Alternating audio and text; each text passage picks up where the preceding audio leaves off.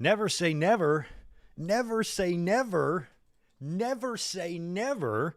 Oh my God, Undertaker, what are you doing to us? What's going on, guys? And happy WrestleMania 38 weekend. We are here ready to rock and roll. It is very late. If you are on the East Coast, it is currently 12:48. It is after midnight, nearly 1 o'clock on the East Coast. And if you are staying up late with us, thank you for being here. If you are tired, suck it up, pussy. We got a lot of stuff to discuss tonight, and we got to be tough, be strong, be men about this thing. So hope you guys are having a good Friday night. That was a pretty crazy Hall of Fame, one of the more interesting Hall of Fame speeches I think we've ever seen, and I'll have a lot to say about it later, but Undertaker did close things out by saying never say never, and we've got Seth Rollins scheduled to have a big mystery opponent tomorrow, so I don't know. I think WWE is trying to throw as many curveballs at us as they can before they inevitably bring out Cody Rhodes, but I like all of the teasing, and man, Taker just had to do that, didn't he? He just had to do it, and I'm almost kind of happy that he did.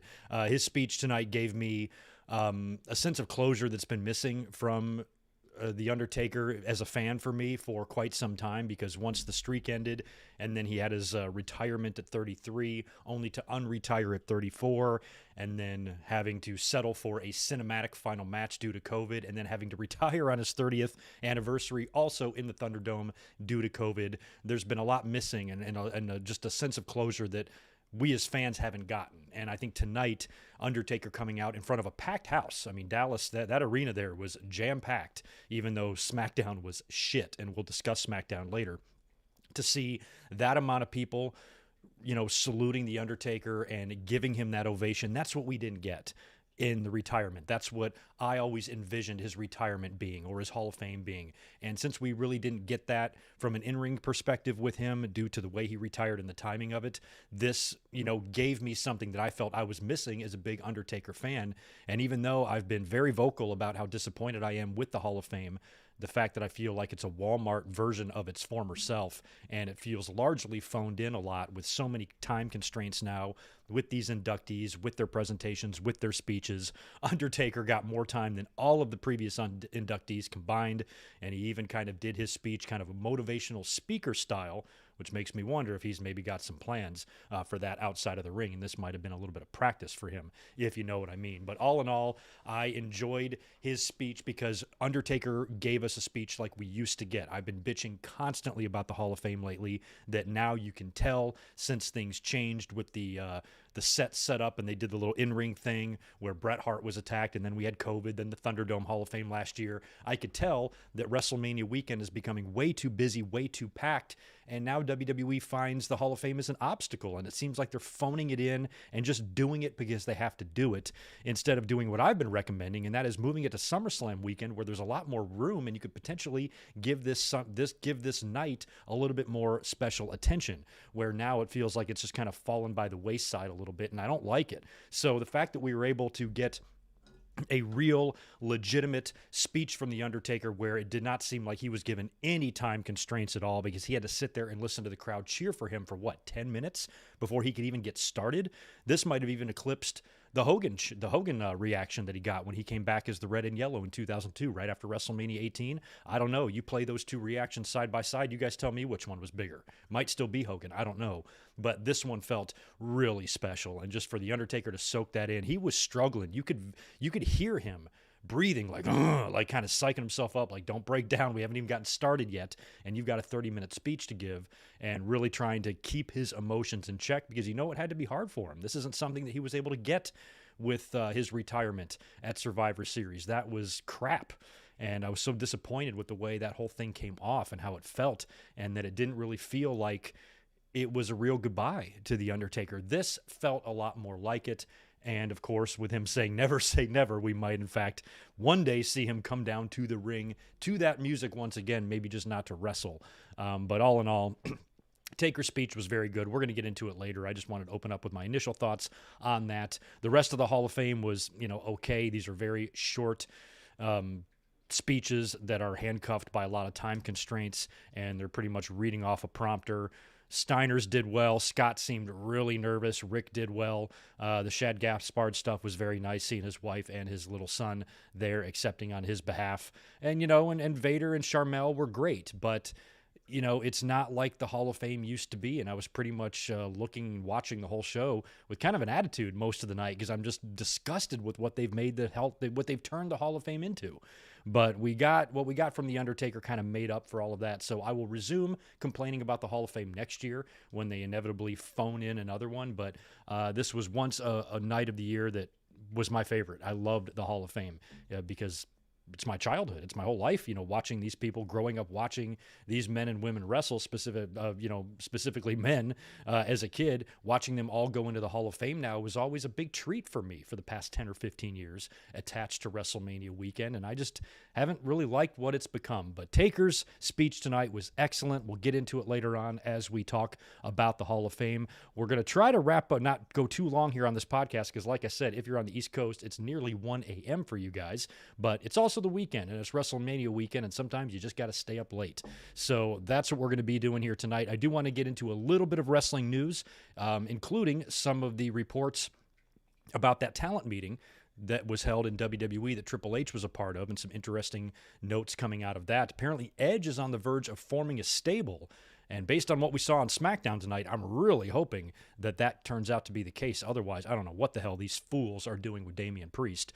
Ring of Honor, or Supercard of Honor, took place tonight. I was eyeballing the results of that. I swear I had more fun reading the results of Supercard of Honor than I did watching SmackDown actually take place. All I know about the Ring of Honor show for sure is that the Briscoes and FTR had one of the best tag team matches of all time, and FTR is your new Ring of Honor tag team champions. Had a feeling it was going to go that way now that Tony Khan has purchased the company, and one of those Briscoes has a little bit of controversy. They're probably going to get those belts off of them, at least for right now, but apparently it was a really good match, and fans are raving about it, so I will be excited to check that out. And at the end of the show, Samoa Joe showed up. So Samoa Joe is officially All Elite. Tony Khan even released the graphic, and apparently he'll be on Dynamite this Wednesday. So Wednesday's looking pretty damn stacked as of right now. I'm not even scheduled to be up here for a watch-along, but I might have to alter something and try to be here because Wednesday is looking fun. So if anything else major took place on the Ring of Honor show, please let me know. But I didn't bother ordering it on Fightful because I was trying to watch SmackDown. We had to do predictions tonight. I wanted to review the Hall of Fame, and I was just worried I wouldn't be able to really enjoy the show because I'd be too busy prepping for the stream and stuff. So I'm going to have to catch up on the Ring of Honor show. But from all of the responses and everything I read on Twitter, it sounded like it was pretty damn fun. And the entire weekend so far at WrestleMania is looking to be a blast. If you are in Dallas right now, enjoying the festivities, hope you're having a great time. Been enjoying seeing all the pictures and the videos and the interactions with the fans and everybody around the wrestling world. Has been pretty cool to watch all of that go down. I was going to go to WrestleMania, but I opted out of it to go to Double or Nothing instead. So I'm hoping this May in Vegas for Double or Nothing will be just as fun as it looks to be in Dallas right now. But next year in LA, that's right up the road from me, so I will not be missing WrestleMania. Next year, I will be at 39 for sure, and any other festivities that are going to be happening that weekend. I'm excited as hell. So we got news, we got SmackDown results, we've got to review the Hall of Fame, and then we will predict the entire card, night 1 and 2 of WrestleMania, and that will be pretty much what's on tap here. And like I said, I don't want to waste too much time. So let me cruise over here to the chat, say hello to everybody, knock out these super chats, see if you guys have anything interesting to say, and then we will start busting out a couple of tidbits of wrestling news before we talk about tonight's horrific SmackDown. This WrestleMania SmackDown was WrestleMania shit down because it sucks. So because it sucked, we're not going to spend a ton of time on that. But first of all, I want to say hello to Rodrigo and Catfish and Bass. Michael Kumo is in the house. That is awesome. So is Howeezy. Nice to see. We've got some monkey wrenches in here. Yeah, it's tough to not get emotional with some of that Undertaker stuff. I put on Twitter that he was, I was actually younger than that, but I was 13 when he came into my life. I'm going to be 45 in a couple of months. That's my whole life, I even saw Undertaker wrestle prior to me being 13 when he was in WCW. So really, he came into my life around age 11, and I'm now 45. So we're talking 34 years I've been aware of Mark Calloway as a wrestler.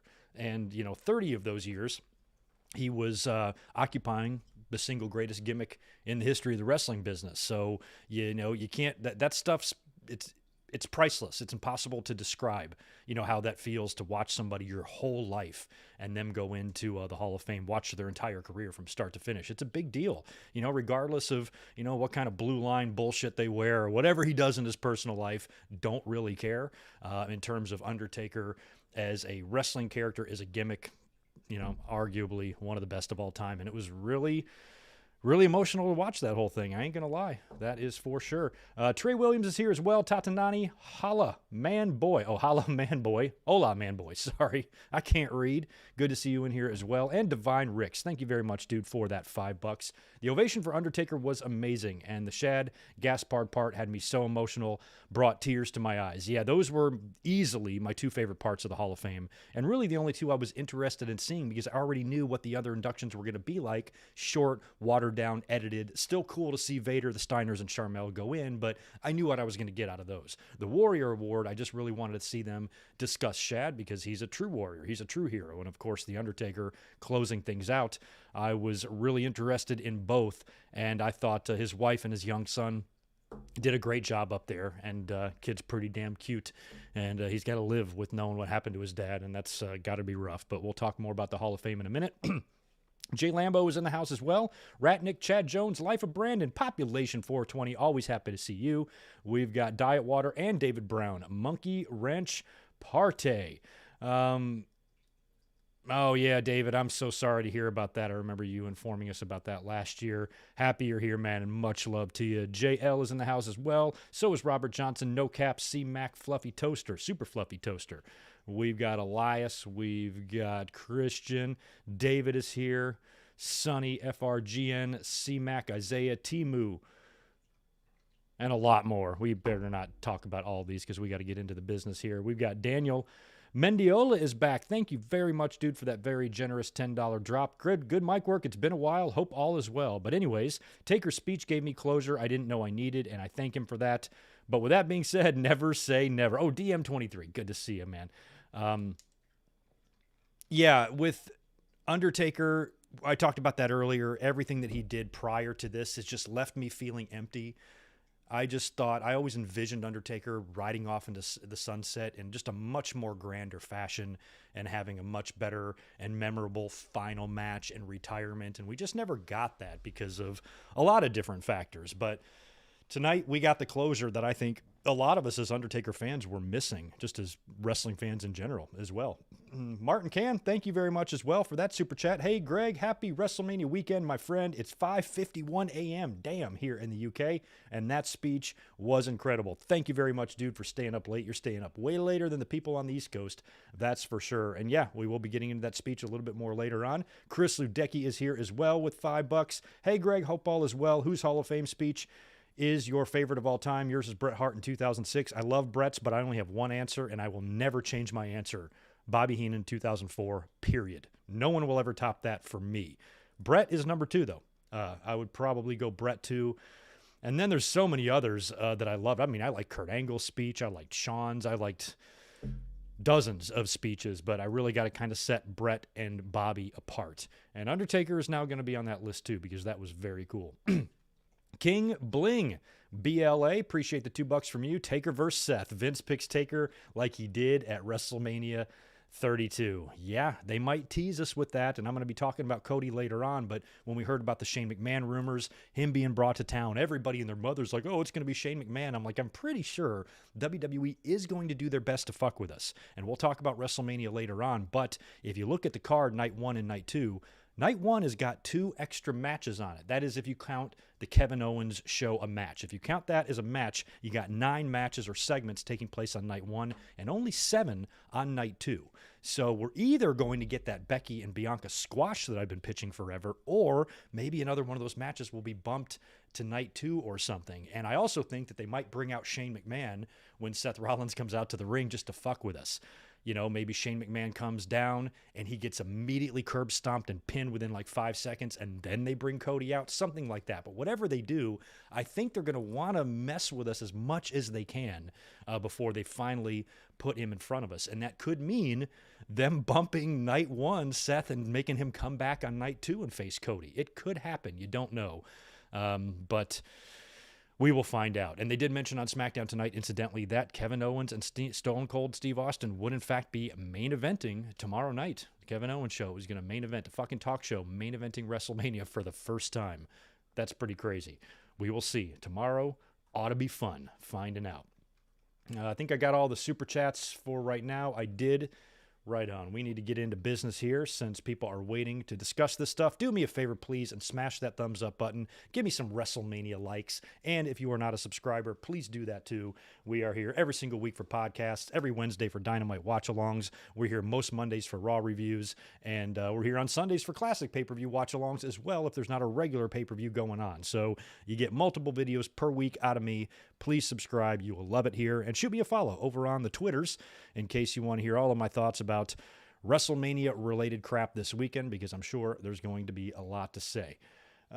Seth and Becky weren't at the Hall of Fame. Yeah, I didn't really pay too much attention to who was on the chairs there on the stage, but I did notice it was a lot of Undertaker's friends, Rikishi and Godfather and Mark Canterbury, and a lot of the BSK guys were there. A lot of the people on the stage were probably requested by Taker, even Randy Orton, you know? So, and Randy Orton would just look like he was having the time of his life, wouldn't he? He was like a fan out there. You love to see it. Somebody mentioned that today is Randy Orton's birthday, so happy birthday to the Viper. But just seeing him having such a good time in his life, being a part of the WWE is just really heartwarming to see, especially when you think about how Randy Orton got his start. But anyway, before we get into the very terrible SmackDown results, let me just say that I wasn't able to watch Rampage. Didn't even look at it for a second. So I really got to catch up on my AEW stuff, but there's been so much WWE WrestleMania weekend crap going on. It's kind of hard to watch everything. So I wasn't able to even watch Rampage. I was much more interested in the Hall of Fame. So we will try to touch on anything AEW related as the weekend goes on here. But next week on Dynamite does look like it's going to be pretty big now that Samoa Joe is in the company. We had Tony Storm debuting last week. AEW's, still making some noise despite it being WrestleMania weekend. So that's pretty cool. But in terms of the wrestling news, I did want to talk about that talent meeting. This story was first reported by Fightful, and this was a talent meeting that took place a day or so ago where all of the talent was assembled for a meeting. A Triple H had returned for the first time in a while. It was said to be a very emotional return for him since he hasn't really been around the talent in a few months dealing with his heart issues. And it was basically just, I guess like a State of the Union address type of thing with the company. But the biggest note to come out of that is that WWE apparently is going to once again allow their stars to make money on third-party platforms like your Cameos and Twitches and things like that. It wasn't laid out specifically. It didn't specifically say Cameo, Twitch, OnlyFans, shit like that, but I assume if it includes one, it includes them all. Also, don't know if there's any details on that. I don't know if there's an asterisk. Yes, you can make money, but we're going to take a cut. Don't know any of the details on that. But just the fact that they are now giving that back makes me think that WWE kind of saw the light on that one. I'm not going to give these assholes credit. What is it, Chris Rock? What, you want, a cookie? I'm not going to give these assholes credit for doing something they should have never done to begin with. They should have never taken these things away from the talent. So the fact that they're giving it back, well, congratulations, dickheads. You should have never taken it away to begin with. So if everybody now is allowed to do cameos and TikToks and Twitches and whatever the fuck else you make money on, that's good, but you should have never taken that away, especially when AEW, your competition, is so, relaxed with that stuff. That is going to be an attractive thing for a lot of wrestlers who might really enjoy doing the gaming stuff or whatever. If they see that they can have no restrictions in AEW and they can have a side hustle and make a ton of money on the side, why would WWE take that away from their stars? You know what I mean? Because all that's going to do is make the other company look a lot more attractive. So I wouldn't be surprised if AEW played a big role in WWE actually caving in here, because they know this very well could be a deciding factor. It's a different generation now.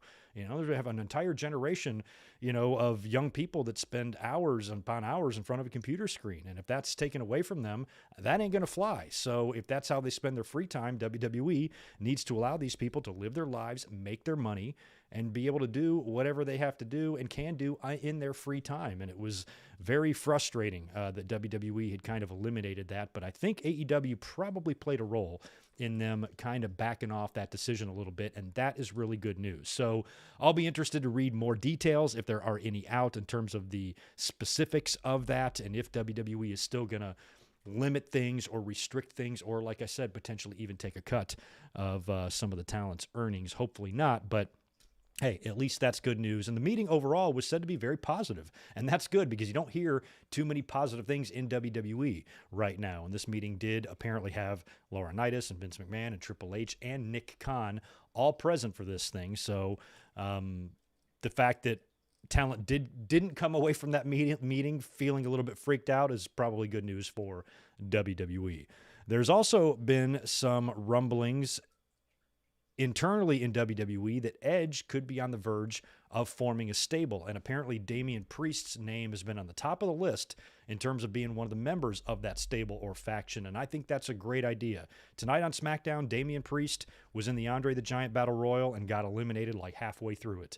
And he's not even booked for WrestleMania. This guy was like undefeated for almost a year. He teamed up with Bad Bunny, a major international star, last year at WrestleMania. And now he's just not on the show. So I would hope, maybe I'm just in denial, but I would hope that WWE would not diss Damian Priest that badly and leave him completely off the show of WrestleMania. So I'm kind of hoping that Damian Priest makes his presence known in the Edge and AJ Styles match, and maybe he is the reason or one of the reasons why Edge is able to win. I mean, Edge lost last year, and he lost to, didn't he lose to Randy Orton? Did Edge lose the match to Orton, or did he win it at WrestleMania 36 when they brawled all over the place? I want to say he did win. Or no, I want to say he lost. Fuck, I don't remember. You guys tell me. But Edge losing last year, I could see AJ winning since Edge is a heel, but if Edge gets a win here with maybe some help from a new stablemate in Damian Priest, maybe he can add somebody else to the group as well, and maybe they can even show up. I think it would be fun to start with Damian Priest at WrestleMania, have him be the reason that AJ Styles isn't able to pull off the win, and then the next night on Raw, you add another member, and now you got 3 of them, maybe even 4 of them. So if Edge is forming a stable, I would like to see all of that go down Sunday at WrestleMania and then the next night on Raw. So keep our eye out for that. And who else do you think could be tossed into that stable? If okay, so Edge did beat Orton. I was thinking that Orton beat him, but you're right. Edge beat Randy Orton, but he did lose last year in that triple threat with Bryan and Roman. So I kind of think Edge is going to get the victory here, but I think he should require some help to do it. And of course, you know, that could add some mileage to AJ and Edge, and they can run this back, and AJ can get a victory over Edge at the next pay-per-view, which I'm sure will be WrestleMania Backlash or whatever the hell it is. But I kind of like this idea of Edge forming a stable, and I hope that starts coming together at WrestleMania on Sunday when Edge and AJ face each other. And like I said earlier, Ring of Honor, Supercard of Honor went down tonight, was not able to catch any of that, did not order it on Fight, but did, you know, watch Twitter and read Twitter as the results came through. Hearing rave reviews on the FTR and Briscoes match. FTR did win that and became the new Ring of Honor Tag Team Champions. And of course, Samoa Joe returned back to the company. You technically have Samoa Joe, Bryan Danielson, and CM Punk all working under a Ring of Honor umbrella right now, or working for a company that owns Ring of Honor. Close enough for me. Isn't that crazy? Isn't that just crazy to say out loud? It's 2022. And the fact that those 3 names are, you know, back to where they were prior to them even entering the doors of WWE is pretty incredible that that's a reality. And it will be pretty cool with Ring of Honor going forward, especially when you think about some of these special appearances that can be made. And with Joe in Ring of Honor now, or with in AEW now, just the possibilities, man, of everybody who's currently there should be some fun. Let's keep our fingers crossed that Joe stays healthy and they're able to do great things with him there, because man, if WWE didn't drop the ball once, twice, 3 times with this guy, so send him over to AEW. He's probably better off there. Let's talk about SmackDown, and when I say talk about SmackDown, I'm going to say briefly talk about SmackDown, because tonight's SmackDown was shit. This, of course, was the go-home show for WrestleMania, and it was a combined show with the Hall of Fame. So to me, it felt like I already knew what we were going to see on SmackDown. I knew we were going to see nothing tonight other than the final setup for WrestleMania and a bunch of stupid matches that mean nothing and some dumb segments and interviews, and that's all we were going to see. And guess what? That's all we did see. But we were getting the Andre the Giant Battle Royal. They call this a WrestleMania tradition that's on SmackDown. second year in a row, the WrestleMania tradition is on SmackDown. I don't care if they put WrestleMania on top of the SmackDown logo. It's still fucking SmackDown, and you sure as hell aren't doing, it's not a WrestleMania tradition anymore. It's a SmackDown tradition, if you ask me. And as if the Andre the Giant Battle Royal wasn't worthless enough as it was, probably the two strongest competitors in that thing were Damian Priest and Finn Balor, both of which got dumped out. And the winner turned out to be Madcap Moss. It was Madcap and Finn Balor, the final two. Balor gets tossed out, and Madcap Moss wins the Andre Battle Royal and joins his buddy, Happy Corbin, also as a former Andre winner. But this thing is a goddamn joke. Now, Madcap Moss winning the Battle Royal, I mean, technically this is kind of the type of guy that the Battle Royal is designed for. You know, somebody that could use a rub or a bump or something like that. But the Battle Royal is worthless. It's meaningless. That fucking trophy, I just wish they would have never fucked with this. They had it right. The first year, WrestleMania 30, what a match, what a finish, and it really set the tone. I was excited as a wrestling fan, especially an old school wrestling fan, to see that Battle Royals are back at WrestleMania, and they're named after Andre the Giant. Surely WWE won't fuck this up. Surely they will. So Madcap wins the Battle Royal. Yippee. Ricochet has got to defend his Intercontinental title in that triple threat match set up the past couple of weeks. He's had a couple of losses. I think he lost even twice last week alone since he's won the Intercontinental title. So WWE continues to take a shit on these belts. Michael Cole referred to the Intercontinental title tonight as a prestigious title. It is not anymore. WWE has proved that. But again, with this match, this is one you could see coming a mile away because Ricochet last week lost to both of these guys. And now he's got to face them both in a triple threat. Of course he's going to win this and retain the title. And he did. Beautiful finishing sequence, 630 into a recoil combo for the win, and he retains the title. Garza and Humberto had not too much dissension. Looked like they were getting along all right, although this show only had about 18% of my attention. Curious if the girl in the kiss cam tonight is going to wind up on Dynamite this week. Look for her. After that, what was this match even? Naomi and Sasha, right? Defeating Carmella and Zelina. We got this ridiculous four-way women's tag team title match at WrestleMania. I believe that match is on Sunday. And they've been building this up for so long. We've seen every single different possible combination of these 8 women, singles matches, tag matches, and they're all, the other teams or the other members are always on the outside of the ring. Every week they're doing this. I don't give a fuck about any of them, and I don't care who walks out of there as tag team champions. All I'm sure of is that Carmella and Zelina will not be walking out of there with tag team champions because they are telegraphing the fuck out of their dissension, and Carmella getting ready for her wedding to Corey Graves, and she's going to be off on her honeymoon. So, of course, they're going to drop those titles. Who are they going to drop them to? Don't care. Don't care via DQ. Put me down for that. Couple of Charlotte, Flair, and Ronda Rousey promos. Ronda was interviewed, I guess, in her training place where she's working out in the ring, and didn't listen to her. Don't care what she said. I'm sure it was nothing. Charlotte comes out to the stage to cut a promo on Ronda. More of the same. Don't care what she said. Don't fucking care. They both are terrible. I don't care who wins this match. I don't even want this match to happen. I've never been less invested emotionally in a match in my life than I am with Ronda Rousey and Charlotte Flair. And it shouldn't be that way because I was in attendance for the first time these women faced each other and they tore the house down. But this whole shit with Ronda seems forced. She doesn't seem like she wants to be there. She cuts a promo like an idiot, and she's just not good. So I'm over it. I don't care. Right? I know that sounds crazy coming out of Greg's mouth, but I really honestly don't give a shit about Ronda and Charlotte at all. Who's going to win? We'll talk about that later. I don't even know which Uso Rick Boogs took on. So Boogs is out there. He's starting to play. He's got a one-on-one match against one of the Usos. I think it's Jimmy. And while, when Boogs is playing his guitar, Pat McAfee likes to get up on the announce desk and dance and shake his booty, just like we all do. So as Pat is up there shaking his booty, up comes Austin Theory and trips him on the announce desk. And then McAfee hops down and chases Austin Theory like a little kid all the way to the backstage area. And Austin makes a beeline for Vince's office, runs in there and shuts the door. And McAfee gets to the door and thinks about it for a while and winds up kicking it in. And then Vince comes storming out, "What the hell are you doing?" And Austin Theory is standing behind Vince like a little kid who went and got his dad. And yeah, or whatever, and just fucking with McAfee. And Vince instructs Pat to go out there and go do his job. And he humbles Pat, and Pat kind of puts his tail between his legs and leaves and goes back to the announce desk. And then we go to the match now. They might have gone to a commercial. I can't remember. We come back and Boogs and Uso are having their match. And Theory comes back out there again. This time throws a drink right into Pat McAfee's face. And he's losing it. But Michael Cole kind of holds him back and just says, "There's nothing you can do. Just wait until WrestleMania." And as Austin Theory is leaving like a coward, Finn Balor shows up and attacks Theory.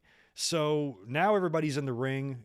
These guys have interfered in the match. The referee rings the bell. We go to commercial. We come back. And, of course, they've now made a 6-man match. So Balor has joined Boogs and Nakamura to take on the Usos and Austin Theory in a 6-man match. And your United States champion loses for a second time. Intercontinental champion lost twice last week. U.S. champ loses twice this week. The final guy tossed out in the Battle Royal. And then he gets pinned by Austin Theory in the 6-man match. Kill me. Oh, and now it's time for the main event. They saved this for the main event because this is what we need to see in the main event one day ahead of WrestleMania. I guess Brock and Roman can't be bothered to be working the night before. So the main event is going to be a Baron Corbin, Madcap Moss, and Drew McIntyre segment. So it's another what does he call the happy show? Whatever the fuck that is. So it's Corbin's happy show. And he's in there with Madcap. Madcap's bragging about the Battle Royal. Corbin doesn't really care much about the Battle Royal because he accomplished that too. And then they go a little bit sideways with the heat here because this feud has no heat. This is a fucking joke of a feud. And of course, Corbin, I didn't even know Corbin and Madcap had regained control of the sword. And, of course, Drew McIntyre has named his sword, I believe, Angela, after his deceased mother. And Madcap decides to tell this is the lovely joke of what does Drew's sword and his mom have in common.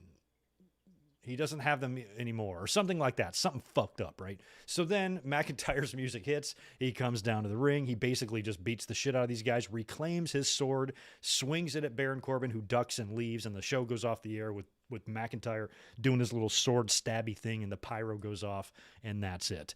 So, yippee. They take the storyline that I'm the least interested in, maybe aside from Charlotte and Ronda, but at least they have the championship, and they made this thing the main event segment of their show. So tomorrow, I believe this match is on night 1, correct? I have it written down for night 1, so it better be. So here's what I propose for tomorrow. I mean, basically this weeks and weeks and weeks of this shit going on, it's basically just been McIntyre owning these two fools. So why are we to believe that we're going to see any other outcome than Baron Corbin getting his stupid face claymored in 5 seconds into this match and losing? I'd go the other direction with it. I'd have Corbin win. You know why? Because Happy Corbin sucks, and the Happy Show sucks. And I want bum-ass Corbin back. So what I would do is I would have Baron Corbin figure out a way to cheat. Madcap Moss can help, whatever. Just, screw over Drew McIntyre in some way and allow Happy Corbin to get the win over McIntyre. This will enrage McIntyre, which means the next time they're on TV, unless they come out on Raw, will be next Friday on SmackDown. McIntyre insists on a rematch, and of course, Happy Corbin's like, no fucking way. Well, I'll tell you what, how about if I put my career on the line? And McIntyre is so desperate to get that rematch that he's willing to put his career on the line. I will leave the WWE if you beat me. But if I win, then you lose your entire fortune. All this money that you made, you have to lose it. Now, Corbin's probably not going to go for that deal. You got to figure out a way to convince him, unless Pierce and Sonya just force him to do it. I don't know. But if you have Corbin win at WrestleMania, then Drew can win the rematch at Backlash with a big stipulation that might wind up taking away Happy Corbin's fortune, and then we get bum-ass Corbin back. Finally, that's what I want. Imagine ruining bum-ass Corbin on purpose. Imagine taking a gimmick that's fine, like taking a guy that the fans have not given a shit about, and all of a sudden he's got a gimmick that's working. Fans are starting to appreciate it, and then yank the rug right out from under everybody, including him. So I think you should do that. This is a predictable match. We're all expecting Drew McIntyre just to claim more and pin Happy Corbin in a matter of seconds. We probably still will see that, especially if this match opens the show. So if you don't do that, then I would have Corbin. If you want to have a little fun with it, then I'd put Corbin over and then have McIntyre win some sort of a rematch. And it doesn't even have to be a stipulation. Just whatever you do in the storyline, somehow find a way to get back to bum-ass Corbin. Maybe it's not a match stip. Maybe he just loses all his money. Maybe he's robbed. Maybe, he gets his identity stolen and somebody takes his money. I don't know. Or he gets scammed, by one of those scammers. Something like that to where bum-ass Corbin has to come back. That's the only thing that's going to make this bullshit angle and this storyline worth it to me, is if it results in the return of bum-ass Corbin. So that's the way I'd play it at WrestleMania. And that's pretty much all we saw on SmackDown. It was literal garbage. There was no reason to watch the show. It was boring from top to bottom, and there was literally nothing on the show that I enjoyed. It was recaps. They recapped the whole Roman Reigns crap, and we had some random video packages. They showed the whole Kevin Owens and Steve Austin thing. It was just a commercial for WrestleMania is all this was, and I want my 2 hours back because that was a waste of fucking time. But the Hall of Fame was a little bit better. So we get into the Hall of Fame here in just a second. Let me knock out a couple more super chats and see what else you guys have to say. Who is this one from? I missed you. Max Pokebruh 27. Thank you very much, dude. Appreciate that. $2 from you. Is there anything positive about WWE right now? Yes, there is. This is not a shit on WWE channel. It's WrestleMania weekend. No matter how weak the card looks to fans, I always enjoy WrestleMania weekend. I'm old enough to be alive for all these fucking things, and I remember them all. And regardless of, how they feel in modern times, it's still WrestleMania. It's still our Super Bowl, and it's still a big money-making weekend for a lot of wrestling. Everybody piggybacks off of WWE WrestleMania weekend still to this day. All of your indie shows are running events all over the same city. Ring of Honor is even there, GCW, and there's tons of conventions, WrestleCons, and all that stuff, signings and appearances, all that stuff goes on at WrestleMania weekend. And that's awesome that wrestling really has, a week where just a whole bunch of shit is happening and all fans can gather and enjoy multiple different types of wrestling entertainment. That's awesome. So the amount of interest that WrestleMania brings in, I think, is definitely a positive thing. And I'm not as sour on the WrestleMania card as everybody is. I still think it's a touch weak, but more often than not, I think WWE can, pull out some good shows here. And I think there's enough on tap with the Owens and Austin stuff and Cody coming in and some surprises, some returns, a great main event that I'm expecting between Brock Lesnar and Roman Reigns, possibly even a return from The Fiend or something like that. If we get enough surprises and we get some moments and we get some great wrestling, then I think overall WrestleMania will be a success. So yeah, we definitely have our issues with WWE, but we try not to get crazy over here.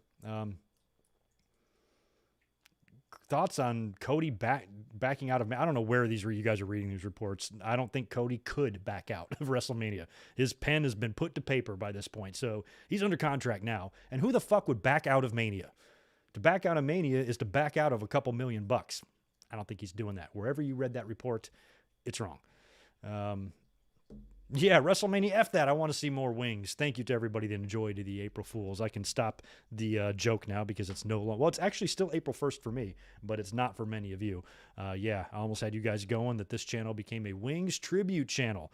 One of my old favorite TV show sitcoms as growing up as a kid from the 90s. I think it aired from like 1990 to 97. About 7 seasons of Wings, and it ran like crazy in syndication on the USA Network, which I was always watching because that's where WWE programming aired. So I was always seeing Wings all the time, and I grew up to know and love the characters, and it's just been one of those, one of those guilty pleasures. I just like the show. I don't know why. So I decided to do a review and make you guys think we were changing up the whole channel. Only a couple people fell for it. I had to delete one comment from a guy that was like really mad. You're going to lose subscribers and all this stuff. I'm like, how fucking stupid do you have to be to take the time to type out a paragraph about how dumb I am for changing the channel to a Wings tribute channel because people are going to unsubscribe. I actually gained subscribers with that video, so that guy is dumb. Anywho, let's get into the Hall of Fame, and then we will predict all of WrestleMania Night 1 and Night 2. If you are here new in the chat, please subscribe and smash that thumbs up button for me. smash it like Roman's going to smash Brock tomorrow. Oh, by the way, I never wrote down any predictions. I purposely wrote down the matches, but I'm going to wing it as we go through, because that's when every time I've been undefeated in predictions, it's always when I wing it. So I'm going to try to wing it later on, and I have a general idea of who I'm going to pick in most of these things, but I'd say there's 4 matches on here that I still haven't decided yet. I'm going to have to decide here in just a second. But first, we have to talk about the Hall of Fame. The Hall of Fame aired tonight on Peacock, literally immediately following SmackDown. Not even the bottom of the hour. They didn't even wait 30 minutes. They waited like 15 for this thing to start. And as soon as SmackDown went off the air, we went over to Peacock. They had kind of like a kickoff show for the Hall of Fame where McAfee and Cole just stayed seated in their SmackDown announce table there to welcome us to the show. They were tearing down the ring, and basically they're setting up the podium in the ring kind of the way it looked in 2019, except I don't think that was a real ring in 2019. I think that was more of a platform. This was the actual ring, and they basically just took away the hard cam rope, set up some stairs, put the red carpet down, and made the Hall of Fame set up there. Then up on the stage, which is where I thought they were going to hold it, they set up a red carpet and put a bunch of chairs out there, and that's where the wrestlers sat. So handful of wrestlers. I didn't get a look at everybody. You guys can start naming people if you'd like in the chat. I saw a lot of Taker's boys. Rikishi was there, Godfather, and Mark Canterbury, I noticed, and maybe even somebody else from Taker's crew. Stephanie was up there, Randy Orton, Riddle, Bianca, who just looked... I love Bianca, and Montez were up there, and maybe some others, but they kind of sat up there instead of down in the area where they used to back in the day. The whole setup is just so bizarre now. And so I'm just looking at this thing with a scowl on my face. And I even put on Twitter, I'm like, looks like this shit's going to be in the ring again. But I think people misunderstood what I was saying. I got so many people chiming in like, I'm worried something's going to happen. I'm like, I'm not. That 2019 attack on Bret Hart was a complete fluke. And plus it was the way the setup was. That guy had a clear path to run right in there. This is after SmackDown. You still have the barricades around. This isn't like the way it was in 2019. And even if it was, I would expect WWE's got a little bit stronger security now, and that's not going to really be a problem. I wasn't worried about anybody being attacked. I just didn't like the way the setup looked. I'm just not a fan. I liked it the old way. I'm just an old school guy.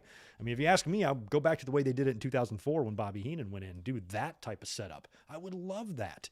And don't put any fucking time constraints on it. But everything has just got to be so WWE presented, in their own WWE way. And it's just such a mess. I was just looking at it and shaking my head because I'm like, I already know what this is going to be like. We saw this bullshit last year in the Thunderdome, and everything is just faster now. They are not letting these people just go up there and ramble and talk. And part of me can understand that totally. Triple H had a big piece somewhere either on SmackDown or I don't know where the hell I saw that. And he was talking about having the unfortunate responsibility of having to tell Ric Flair to wrap up his speech back in 2008 because he was rambling and rambling. I mean, back then they had time limits, but it was only like, okay, you got to stop or we're going to get, in serious trouble here. They really did let you kind of go with it. And they definitely let The Undertaker say as much as he wanted tonight. But the rest of these inductions, I could tell. I already knew. I've been complaining about it for weeks, the way they haven't been announcing. You notice that? They haven't been announcing Hall of Fame inductees. Back in the day, wouldn't they announce like a new one every single week for like 8 weeks up to WrestleMania? We only had 5 inductees on this show, and one of them was the Warrior Award.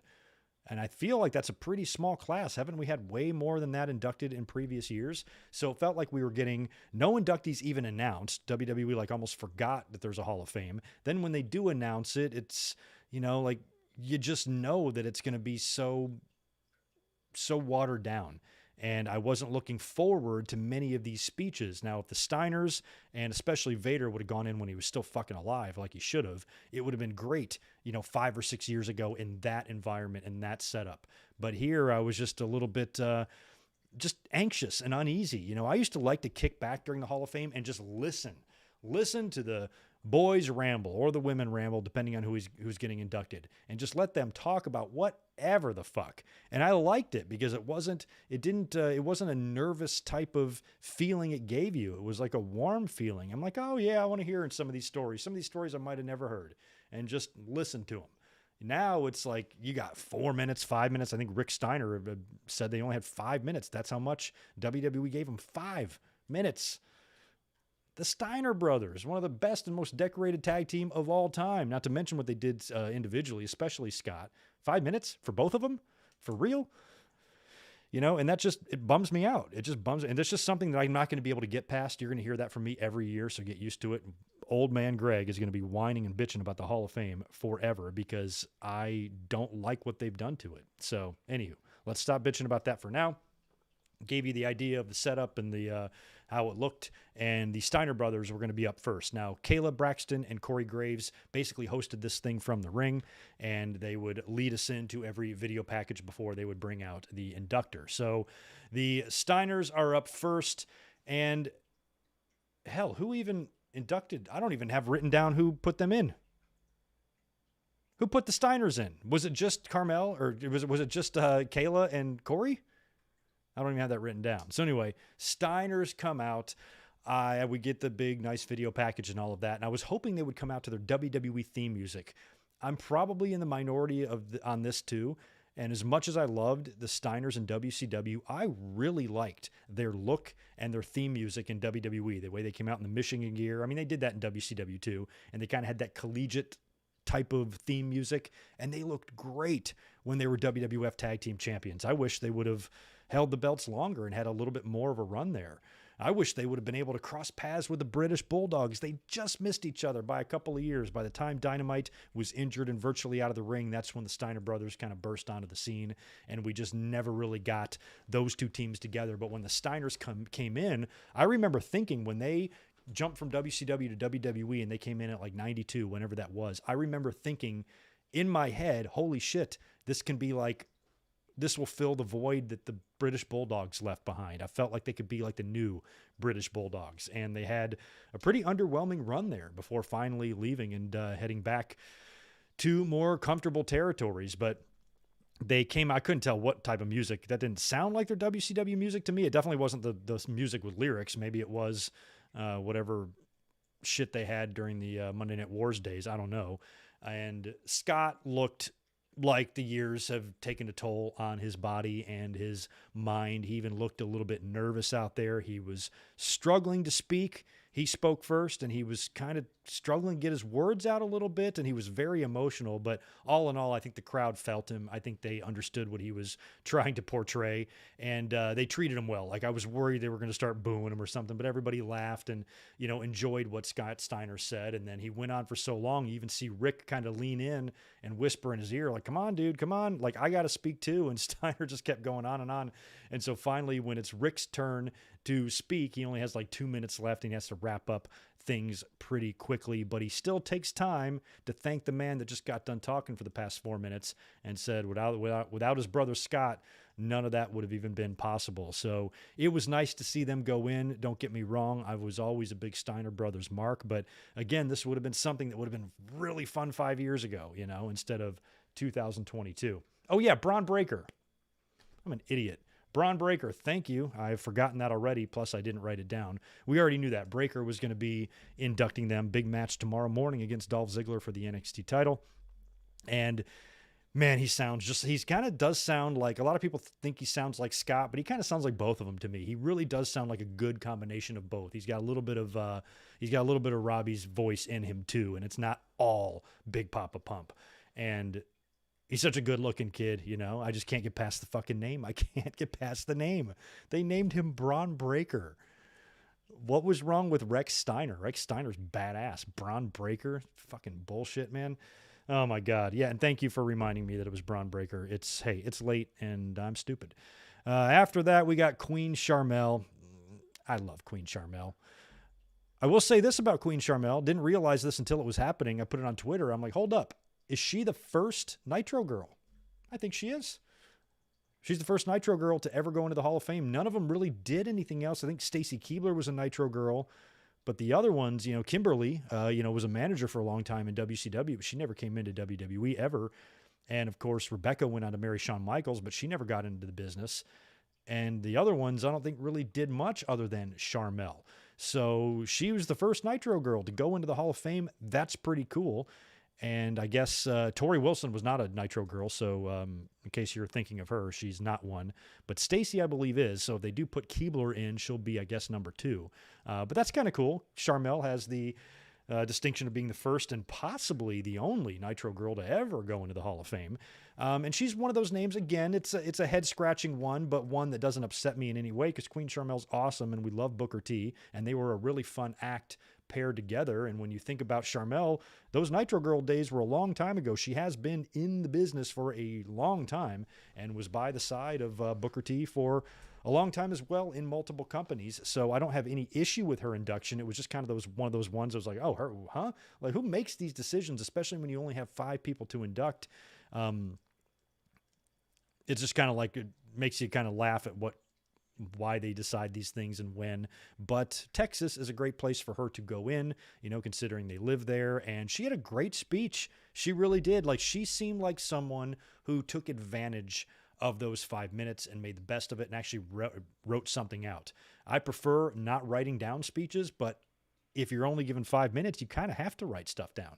So I'm happy that she was able to say what she wanted to say, in the limited time that she was given. And all in all, good induction. It looked like it was a special moment and thing for her and Booker T, both visibly emotional a couple of times during this. So, with these type of inductions, this would never make me mad because it made it all worth it to see Sharmell and Booker T so happy up there, So I'm like, even if you joke about the Hall of Fame and what bullshit it is sometimes, why be mad about this? You have to be a very miserable person or just an asshole to be mad about Queen Sharmell going in, because she went up there, she did her thing, she was honored. It was a nice moment between her and Booker, husband and wife who've been through a lot together, and let them have their moment. Don't be a dick. So Sharmell is now in the Hall of Fame, and she's the first Nitro girl to ever do it. Then we get the Warrior Award, and this one was going to be rough. Especially when they started playing the video package honoring Shad Gaspard. And man, it was tough to watch that. And you talk about a buzz killer. I'm watching that, taking a deep breath after it's over, like, oh my God. And then you hear the Ultimate Warrior's music start. And then Dana Warrior makes her way out there. And I was wondering who was going to present the award. I know she's been presenting it in recent years, but they've also had other people doing it too, I thought. So I was kind of hoping it would be like one of Shad's boys. I was hoping it would be like JTG or somebody like that, and then Shad's family would accept. But instead, Dana Warrior does it. I don't have any desire to see her ever speak or talk or be on TV at all, but at the same time, I want to, remain respectful in this, in this deal, in this Warrior Award. So she says her speech. I don't really listen to much of it, but she does, a good job. It's just when I'm watching this, I want anybody in the world up there other than her, like, honestly. So I'm like kind of getting anxious. I'm like, all right, shut the fuck up and let's get his family out there or whatever. And his wife, his son, and JTG, who's with them, who look great, came out and accepted on his behalf. My only gripe with this, like I said, would have been cool if JTG presented. Even if they wanted to make sure certain things were said, they can script that part, say, okay, JTG, we need you to read off the teleprompter for this part, but then tell some Shad stories and make the rest of it yours, and he be the one to announce this. Maybe even MVP or anybody else that was close with Shad back when he was there. I'd have any of them. We heard stories about Chris Masters and John Morrison, actually at the beach actively looking for his body. Having one of them there, or have a group of his friends, present the award to his family, because these are people that knew Shad, like really knew him. Dana Warrior didn't know shit. So that I just didn't like. So she did a good job, though, praising him and honoring him, because that's what he deserves. And JTG comes out, like I said, with Shad's wife and his son. Don't know how old his son is now, at 12 years old, maybe something like that. And the wife, again, much like Scott Steiner, she seemed like she was a little bit nervous, and even she fumbled her words a little bit, but for the most part really held it together and kept her emotions in check, because she's got her son sitting right there next to her. And they've both been through a horrible ordeal just a couple of years ago, not even 2 years ago yet. So that's still extremely fresh. Those are very open wounds, and to even be up there has got to be incredibly emotional. So props to her for being able to, keep all that together. And she did a great job, talking about him. I would have liked to hear more. That's why I wish JTG would have done the induction, because he could have told some wrestling locker room roadside stories of Shad, where from his wife we got more of the man, and that's who he was, the type of father he was, and just the type of guy he was, and what a hero he was. This wasn't his first act of heroism that day he saved his son from drowning. He also stopped a robbery from happening, and I guess even their dog, the wife told the story. I forgot her name. I'm sorry. That's why I keep calling her the wife. She was telling the story of how, I guess one of their dogs got kidnapped and was gone for a long time. And Shad was able to find it and locate the abductors. And she even went on to say that he might have done a few things that she shouldn't mention on TV. So I'm like, right on. And that tells me somebody kidnapped their dog. Shad found him, beat the fuck out of him. That's awesome. The dude is a hero. So it was nice to hear that stuff coming from her in terms of, who he was. And then she was talking about his son, and she talked directly to him and told him how proud he was of him. And looking at his face, I just couldn't help but think that this kid is really young, and I don't think he quite grasps what has happened. I think about this a lot too with -1, and Brody Lee. When this kid gets older, he's gonna be faced with some emotion, when he starts processing things as an adult. And I think in Shad Gaspard's son's case, it's even worse to a degree, because, with Brody Lee, he was sick and things were going badly and he passed away kind of beyond their control. This was a tragedy that could have been avoided. With Brody Lee, you could argue nothing could really be avoided there. They did the best they could for him.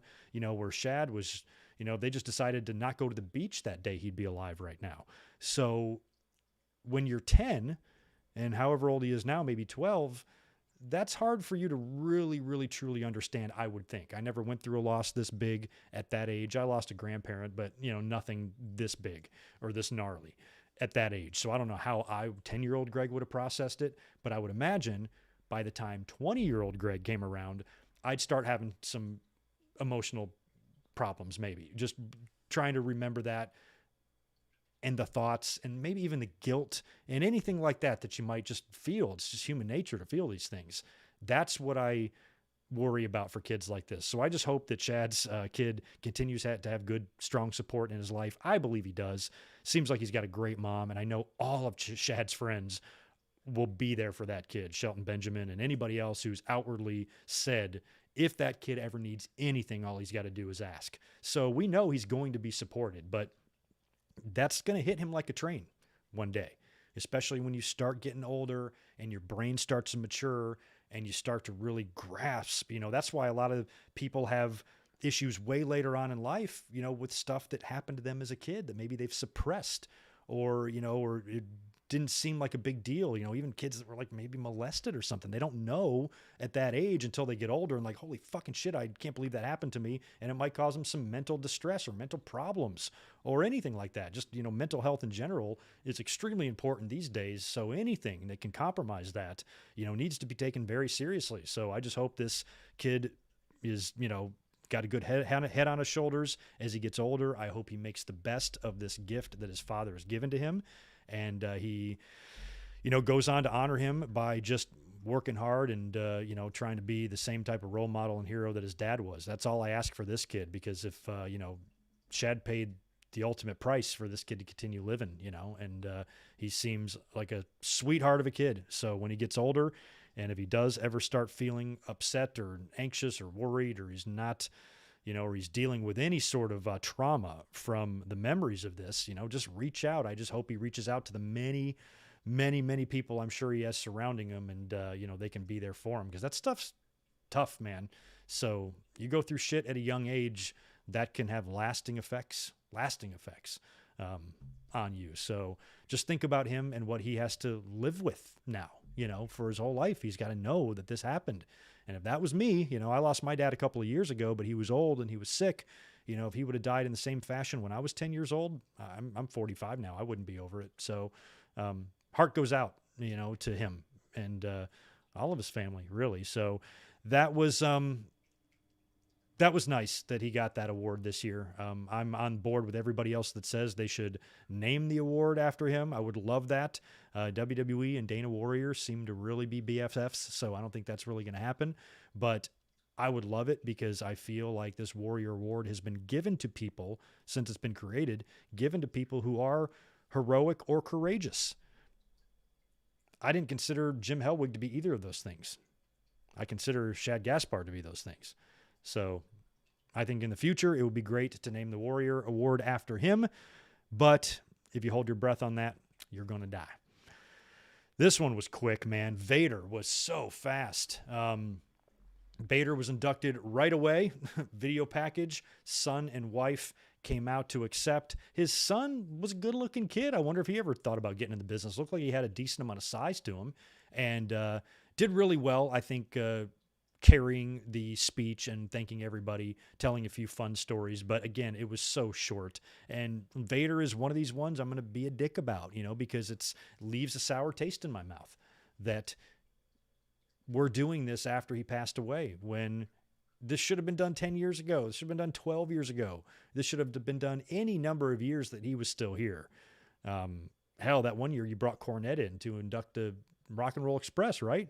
Bring him in to do Vader, or get Harley Race in there to do it, or Flair, or one of his opponents. I don't know. Something like that, and have Vader have a speech. Vader's been in the Hall of Fame before, at the Hall of Fame. He inducted someone, Stan Hansen maybe. So this is one of those ones that's kind of similar to Rick Rude, maybe, where it's like, okay, but yeah, should have done this a long time ago. So Vader's in the Hall of Fame. He always should have been, but I think, at least we have it. It's just one of those ones that's a bit frustrating. But Vader is now finally enshrined in the WWE Hall of Fame. Just wish he was here to tell us what time it was himself, instead of his son and wife having to do it. And that leaves us with The Undertaker. Before we get into that, let me cruise over here, make sure there's nothing I'm missing. If there's a super chat, I want to make sure I get to that so I don't leave it hanging. And also keep smashing that thumbs up button for me if you don't mind. Max Pokebra, appreciate $5 more from you earlier on. My issue with you making it a Wings channel is that it should be a West Wing channel. That show is much better. Never watched The West Wing. I just like Wings because, like I said, it was on all the time. We all have shows like that. Think of something that you grew up with that you didn't really set out to watch on purpose, but you just saw anyway, and then you just kind of grew to love it, and it kind of gives you nostalgia. That's what Wings is for me.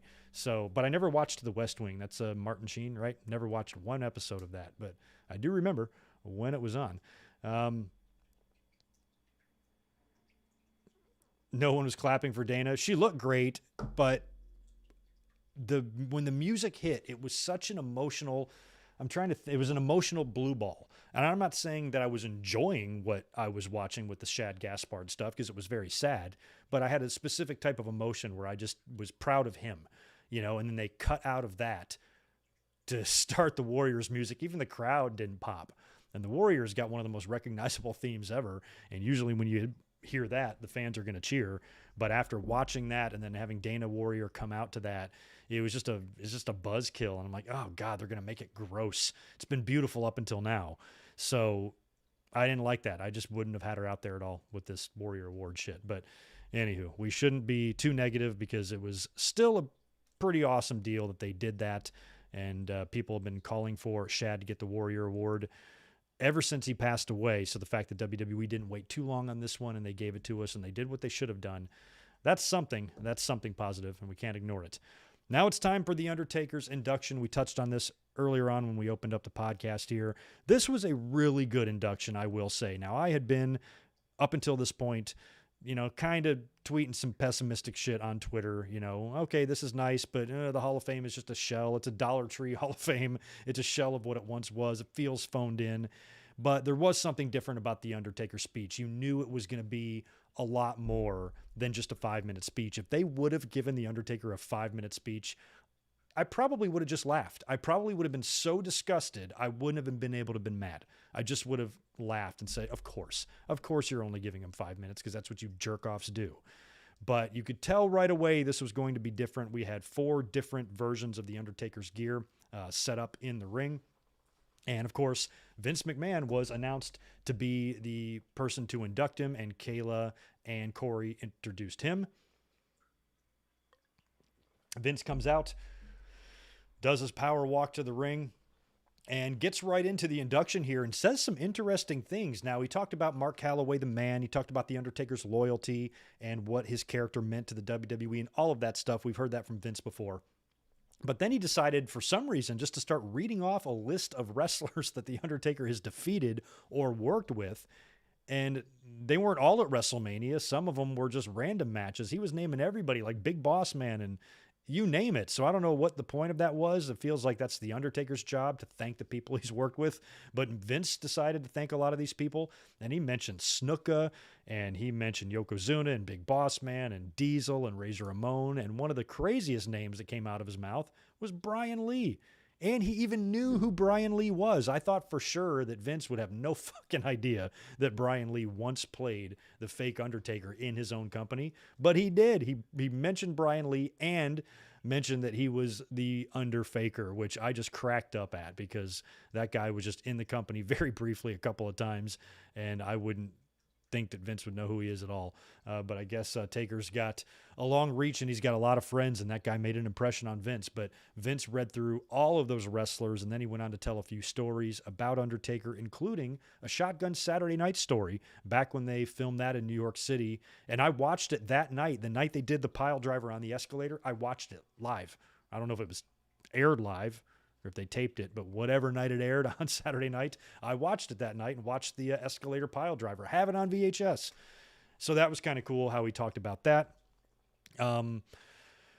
Goes on to say a couple of more nice things, but doesn't waste too much time, just introduces The Undertaker. And I thought for what Vince said and the amount of time he took was the perfect amount of time. I mean, Vince really should be inducting this guy and saying why he is. And he explained that to most people who maybe didn't understand why Vince would be doing this. And that was because, largely in part due to The Undertaker's loyalty and how many decades of service he put into WWE and how much he gave to that man. So that is why Vince, I think, was the only guy, even above Kane, to put The Undertaker in, because that character, those two, one couldn't survive without the other in a lot of ways based on his career. But Vince then introduces The Undertaker. I was curious what we were going to see here. This is a moment that I've thought about in my head for probably the past 15 years. Ever since the Hall of Fame was basically brought back in 2004, every year after that, I've always wondered, what will it be like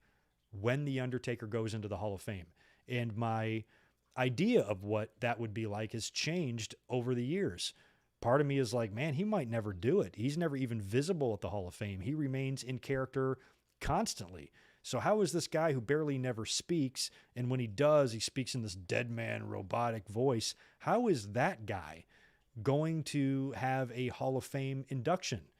Because if he comes out as Mark Calloway, the only time we've really ever seen that guy is during the American Badass years, and that was nearly 20 years ago. So what are we going to see from The Undertaker? Is he going to come out in his gear?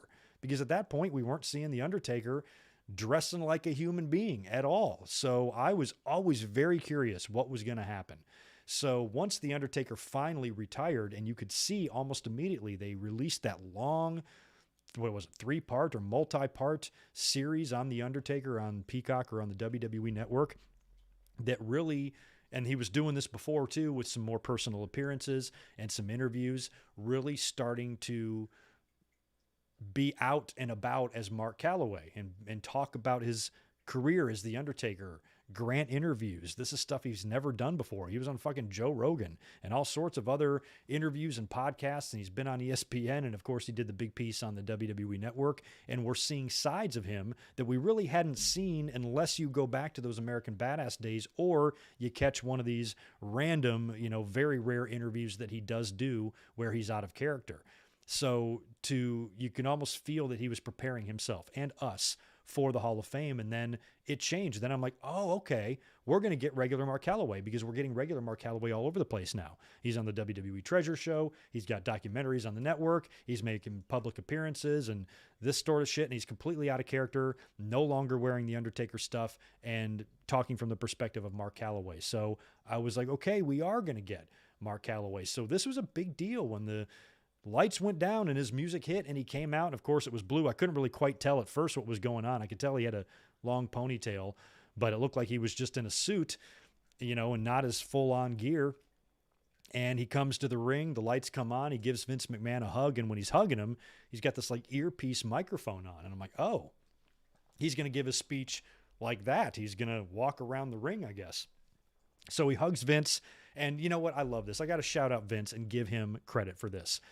You'd blink and you'd miss it. But when Undertaker's in the ring, they go to a wide shot from the upper deck and they kind of pull away and you see basically the entire arena. You can see Vince McMahon sprinting up the aisle. When he gets out of the ring, he runs out of there, which to me is just mad respect. That's get out of there ASAP so the Undertaker can have this moment all alone. I mean, Vince did not want to be in there, standing there during the speech. He got the fuck out of there and ran. Mr. 76-year-old or whatever the hell he is. He sprinted on an incline up the ramp back to Gorilla just to get out of the Undertaker's way. Vince loves his boys, say what you want about him. Vince loves his boys. The people that were there for him and are real big staples of that company. I really, at the end of the day, think he'd do anything for them. So it's a little thing, but I noticed it and I'm like, that's Vince. That's typical Vince. Right there, doing something. He doesn't need to. He could have just sauntered back at whatever speed he so choose. He either had a lot of respect for The Undertaker or he had to take a shit, one or the other. But he got out of there real quick. So this was probably, as much as, and this was so ironic, because you never, don't,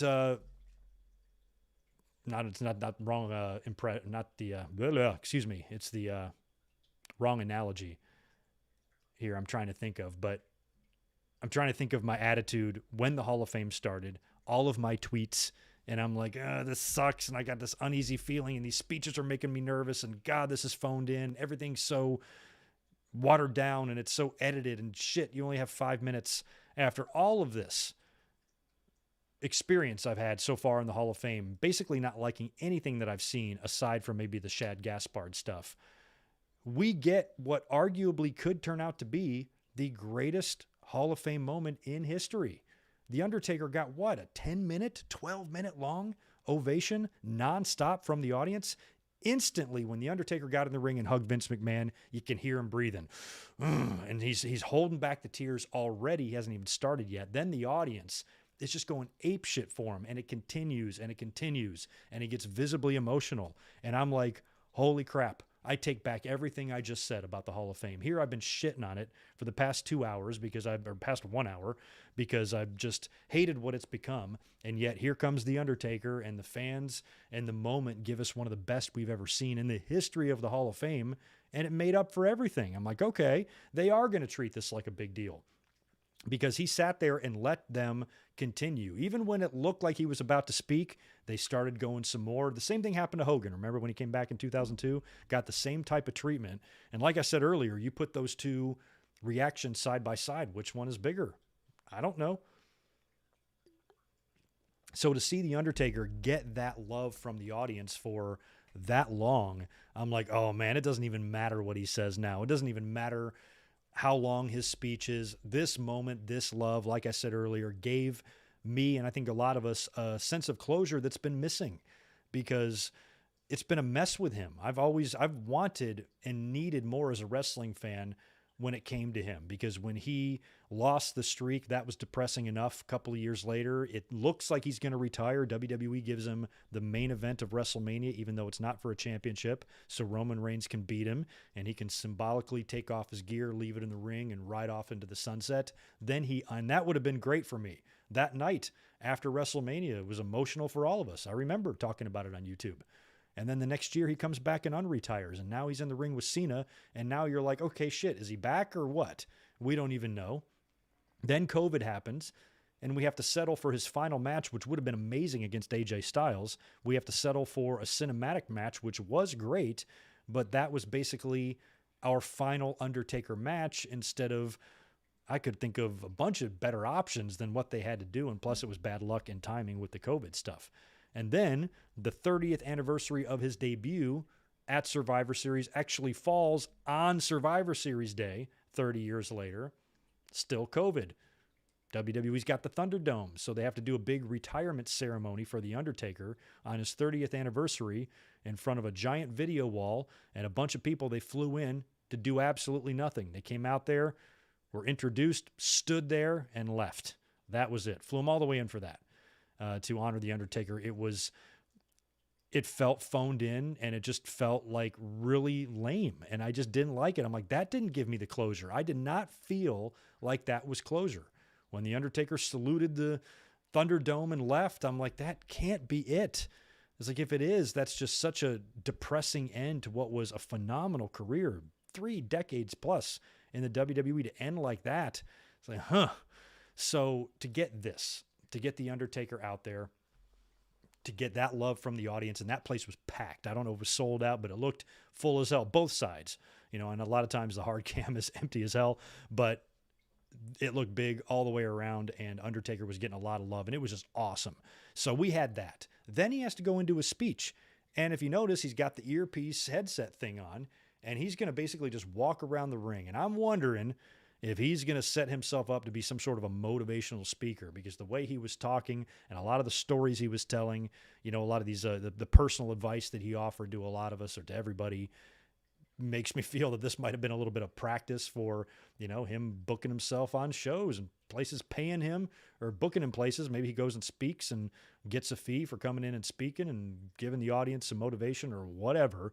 Feels like he might have been practicing for that, but it kind of worked because it was different, but it was good different. And if anybody deserves different, it's The Undertaker. His induction should feel different than everybody else's. Now, I don't know if this is going to be a trend. If next year, whoever the headliner is going to get that extra time, is going to get props and shit in the ring, they might start doing it like that. The undercard, so to speak, might get the 5-minute deals, and then the main event gets the 30 minutes. They might start doing it that way. It's better than nothing, I guess. It's better than everybody getting 5 minutes, but kind of fucked up too at the same time. But this is one where it absolutely had to be this way. He needed to be able to speak and tell whatever stories he wanted, thank whoever he needed to thank, and basically say whatever he needed to say. He's earned that. His career speaks for itself. So he starts also thanking a lot of people, and he starts out with wrestlers and people in the business in general. Many of them were sitting right up on the, right up on the stage there.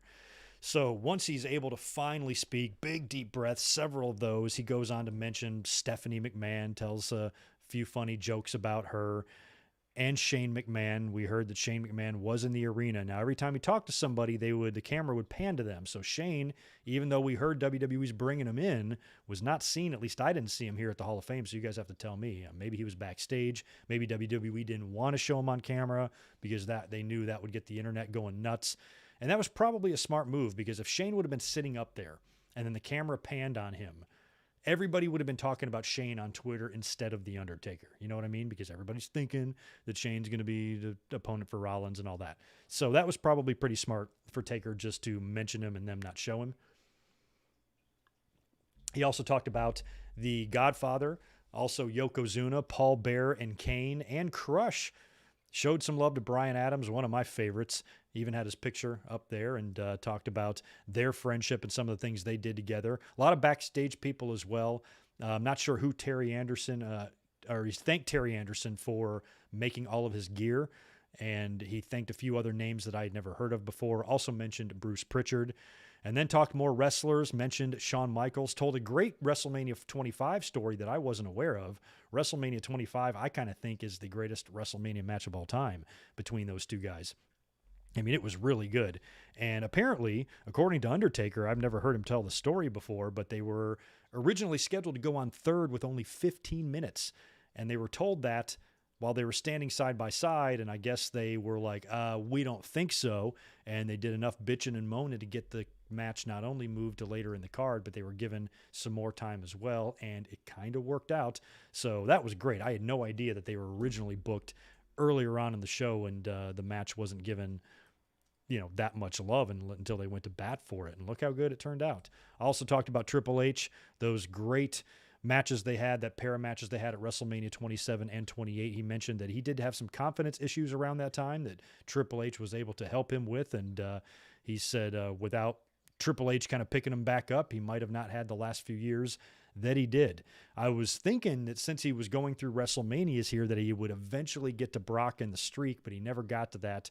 He transitioned then into thanking his family and his wife and his kids, talked about his kids individually, how proud he was of them as a dad, talked about Michelle, talked about his parents, some advice that his father gave him. And throughout this, he's peppering in his own personal advice about what you should do and how hard you should work and that sort of thing, which all of it I was agreeing with up until that point. And then he started talking about Vince McMahon, said some very nice things about Vince McMahon. Their relationship has been pretty strong over the past 30 years. And he said that. He goes, he started out as my boss and, I'm leaving as he's one of my closest friends. So Vince McMahon, I've always said owes Undertaker a lot for 30 years of all that loyalty. He could have easily jumped to WCW, but where Vince McMahon lucked out is that he had The Undertaker tied to that amazing gimmick. And without the Undertaker character, I don't know how well Mark Calloway would have really done in WCW. He wouldn't have been able to be The Undertaker. So he was one of those guys that sacrificed the money for his own career legacy because he could have probably made more easily in WCW had he jumped. But he's one of those guys, and Diesel or Nash and Razor Ramon, I think, thought that they were going to be fucked over creatively there as well. They weren't. The NWO was awesome, but I don't think they were anticipating them to be a really big deal over there. They were just going for the money, and Undertaker never did that. So Vince McMahon owes him a lot. It was nice to hear Taker talk about their relationship. And then, of course, like I said in the beginning here when we started the podcast, this fool closes out his Hall of Fame speech by saying, "Never say never." For real, Undertaker, you're going to do us like that? Can we please say never? Because Seth Rollins has a mystery opponent tomorrow or today, and I don't want it to be you, but I wouldn't mind WWE messing with us. So if they want to bring out Shane McMahon and The Undertaker, and they want to bring out everybody before bringing out Cody, I'm cool with that. As long as the end result is Cody, bring out the gobbledygooker for all I care. Just bring out Cody and that tattoo. Make sure we get that. So whatever they want to do to throw us off the trail between now and then, I got no issue with that. So if Undertaker does want to come out and the gong hits and he's the opponent for Seth, they could do the deal where he beats him and then Seth gets pissed and shows up on night 2 and demands somebody else, and that's where Cody comes. I don't know. They could definitely tease us. And I suppose they could maybe even tease us all the way until Raw on Monday, but I don't think they're going to do that. I'm just hoping he'll straight up come out there. But if they want to have some fun with it, I'm cool with that too. So Undertaker, always messing with us. In the end, though, he's now an official Hall of Fame member. Like I said, I've been wondering for years what it's going to be like when he finally goes into the Hall of Fame. I'm happy that he's there now. I got some closure that I didn't think I was ever going to get because, like I said, I've been, a big asshole when it comes to this Hall of Fame, and I wasn't expecting much from it this year, and I've kind of been a little bit salty on how they've treated it. So this exceeded my expectations for what I had in mind for The Undertaker. I did not think it was going to feel this good, feel this special. You can have whatever issues you want with The Undertaker, and trust me, I do, in terms of, his personal views and beliefs. I don't give a fuck about any of that. This is my childhood. This is somebody that I've watched wrestle for over 3 decades, and like I said, I didn't even have a pube when this guy came into my life. I'm 45 years old almost now. So that's a long time. That's something that's very sacred and to me in my wrestling memories. And I'm always going to remember The Undertaker and what a big part of this time period in my life that he was. So to me, that's what's going into the Hall of Fame. A piece of me, a piece of my childhood is going into the Hall of Fame, not just him. So that's why, try to look at it that way. I put aside all that other bullshit. I don't care. This is The Undertaker going into the Hall of Fame. And it's a day I've probably thought about ever since I was a teenager. And it's here now. We just had it. And it's done.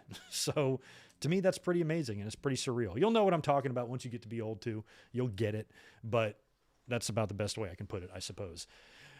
It's getting late. If you guys are on the East Coast, it is now 2:11 a.m., only 11:11 for me on the West Coast, so that's why there's no sense of urgency in my voice, but we do need to start predicting WrestleMania. Let's do that now.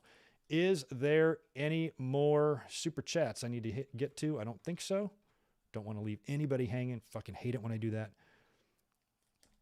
Yeah, Trey, me and John, same age.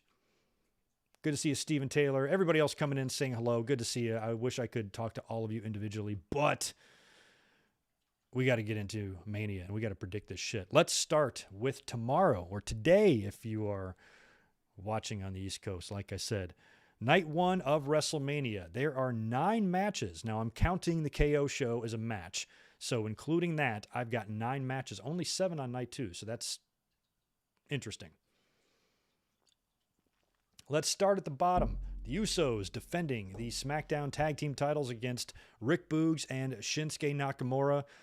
I want Usos to retain, only because I want Nakamura to move away from Rick Boogs. I'm kind of over that whole thing. And depending on what happens with Roman later, I don't know. A lot of times when you have kind of a stable or a group, if one of them wins, the other one loses. So if they retain here, maybe that could be an omen that Roman will lose later on. But I kind of think they should just retain because I want Nakamura to do something a little bit more fun. So I'm going to go Usos to retain in that. Drew McIntyre taking on Baron Corbin. We talked about this earlier on when we were reviewing SmackDown. I'm predicting Baron Corbin. I think that would be the best course of action. He can screw over Drew McIntyre, pull off a victory. Help me out. Is he undefeated at WrestleMania, Baron Corbin? I'm not sure.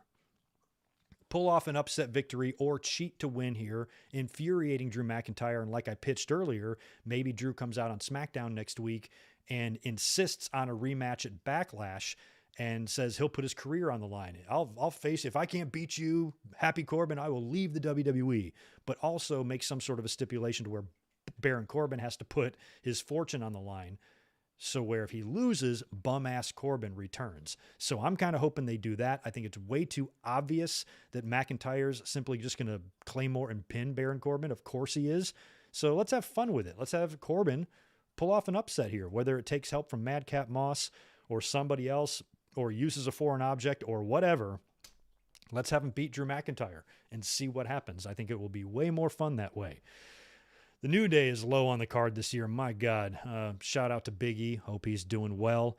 Not even sure if he's in Dallas. Hopefully he's there having a good time and is able to do stuff, but they might advise him just to stay put. So I don't know if Big E's there or not. But pretty meaningless match on the card this year for New Day. Xavier and Kofi Kingston taking on Sheamus and Ridge Holland. I'll go New Day. I wouldn't be having Ridge winning any matches right now, especially at WrestleMania after dropping Big E on his head the way he did. So let's just have the New Day win it for Big E, give the fans a babyface moment there. Everybody loves the New Day.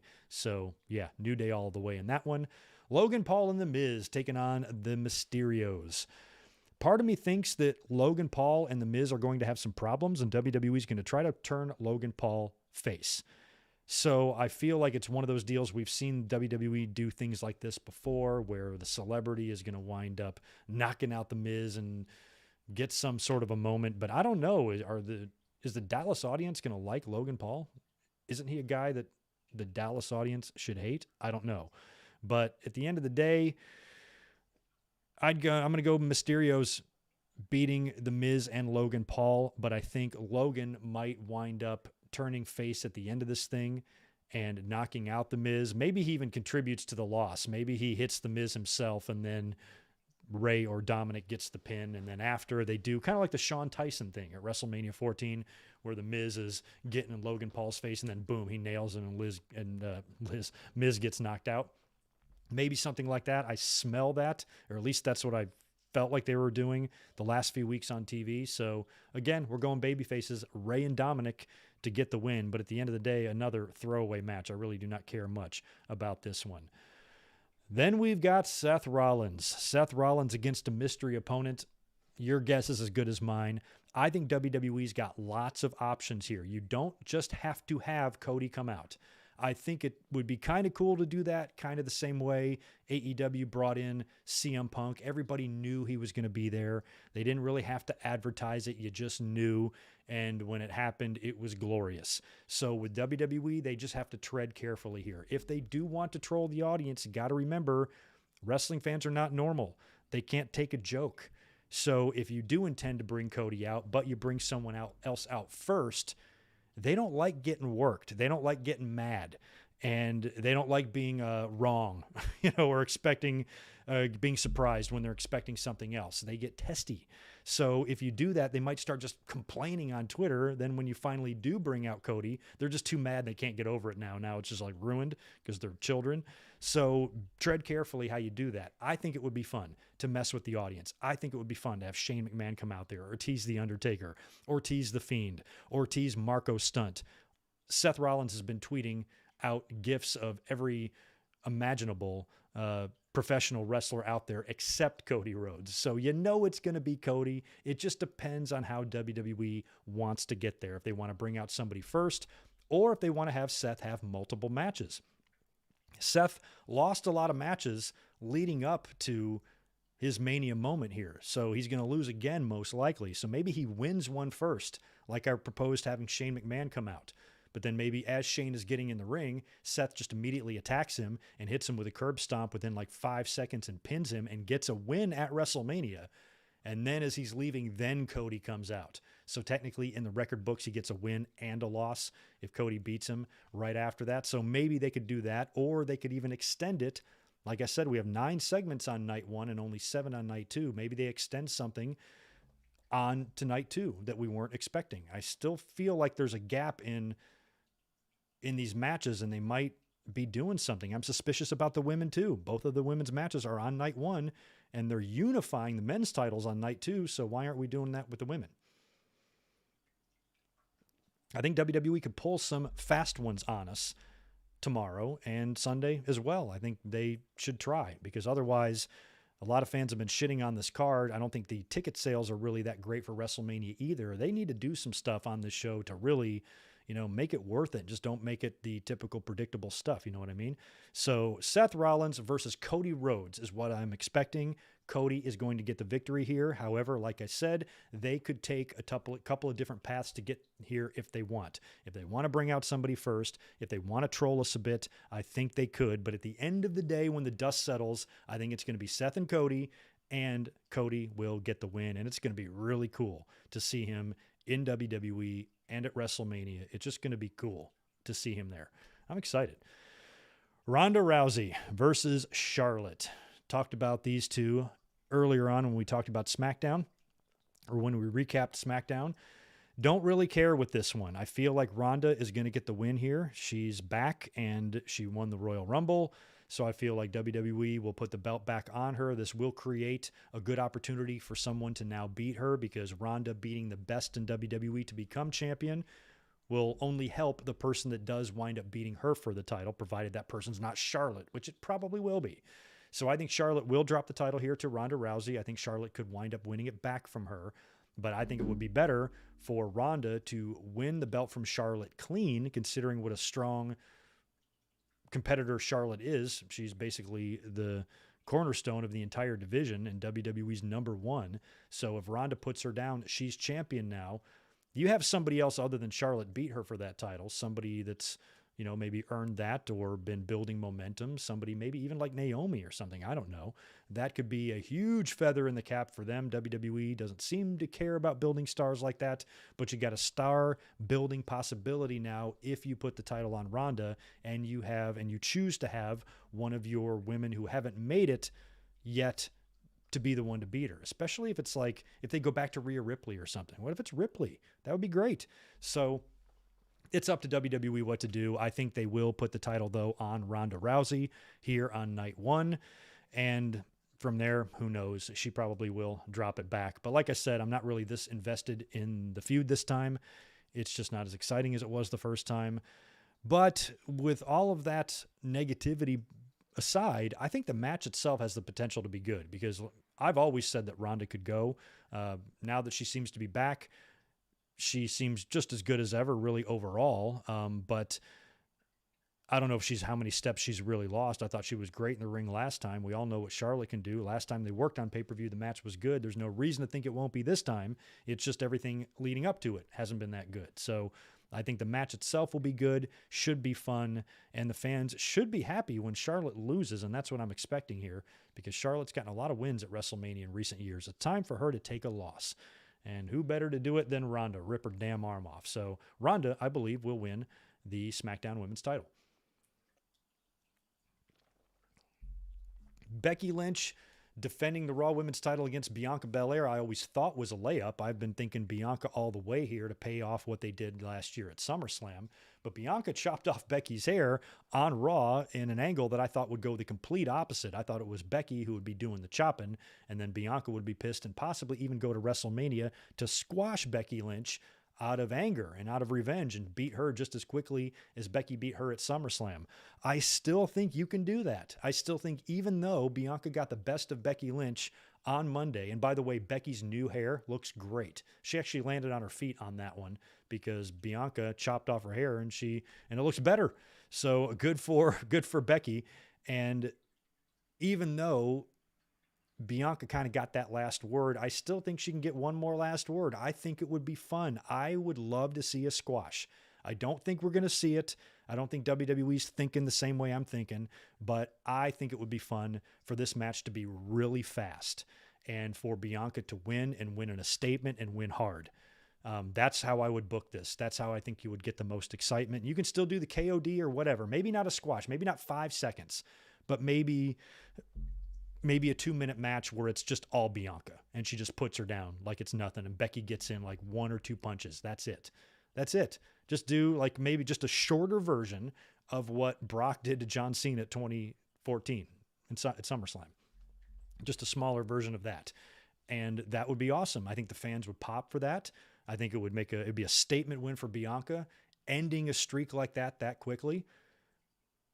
A lot of streaks have ended that way. Ultimate Warrior beating Honky Tonk Man after that long run, kind of the same way. I would love to see Bianca just wipe the floor with Becky Lynch in a matter of seconds, just for shits and gigs. Why not? There's a whole bunch of stuff on this card, and there's plenty of room for wrestling. You can afford to have a quick match here. So I am still looking for that, and I am a little bit more reluctant now to pick Bianca.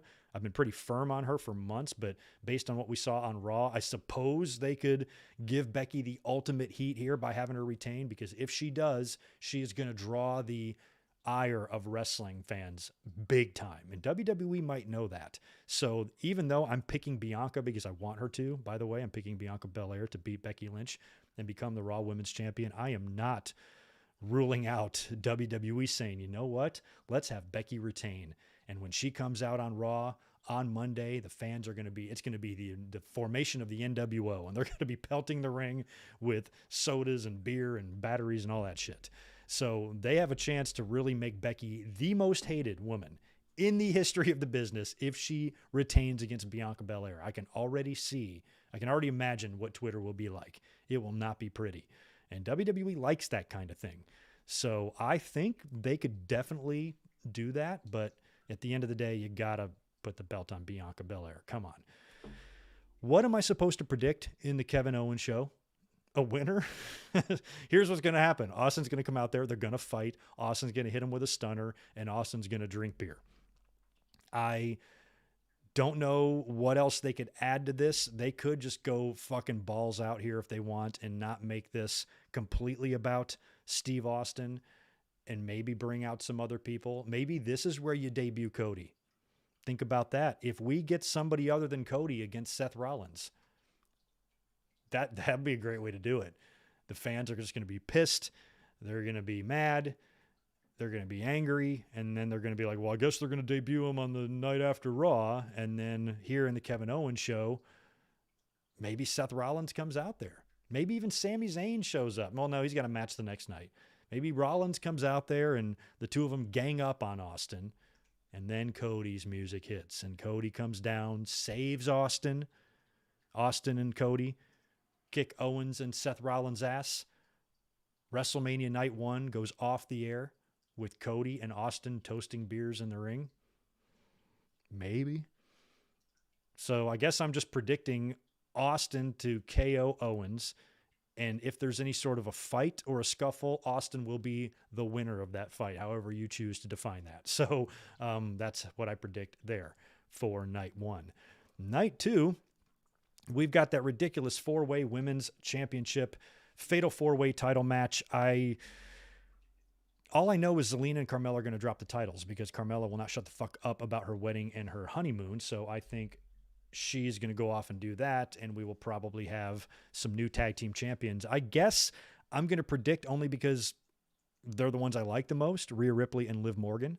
I think they would be best. Why not? They have been trying to get Liv Morgan over, and then they just keep pulling back on it for whatever reason. Now, Rhea Ripley, who doesn't seem to have any much to do either over the past couple of months in the past year, and has had multiple tag team partners, is now with Liv. They make a good-looking team, so put the belts on them. Why not? It gives Liv some gold. It gives Ripley something substantial to do, since technically now she is a champion, albeit the belt's worthless. At least it gives them something to do, and it gets the title off of my least favorite tag team in WWE history, Carmella and Zelina. And yeah, Rhea and Liv. Let's go with them. Omos and Bobby Lashley. Did you see their interaction on Raw? Holy shit. I guess I didn't really realize how big Omos was, but he dwarfed Lashley.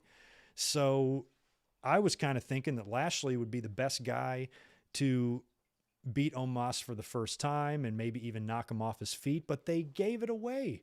The moment that should be done on Sunday at WrestleMania, they did on Raw, where Lashley attacked Omos or answered his challenge.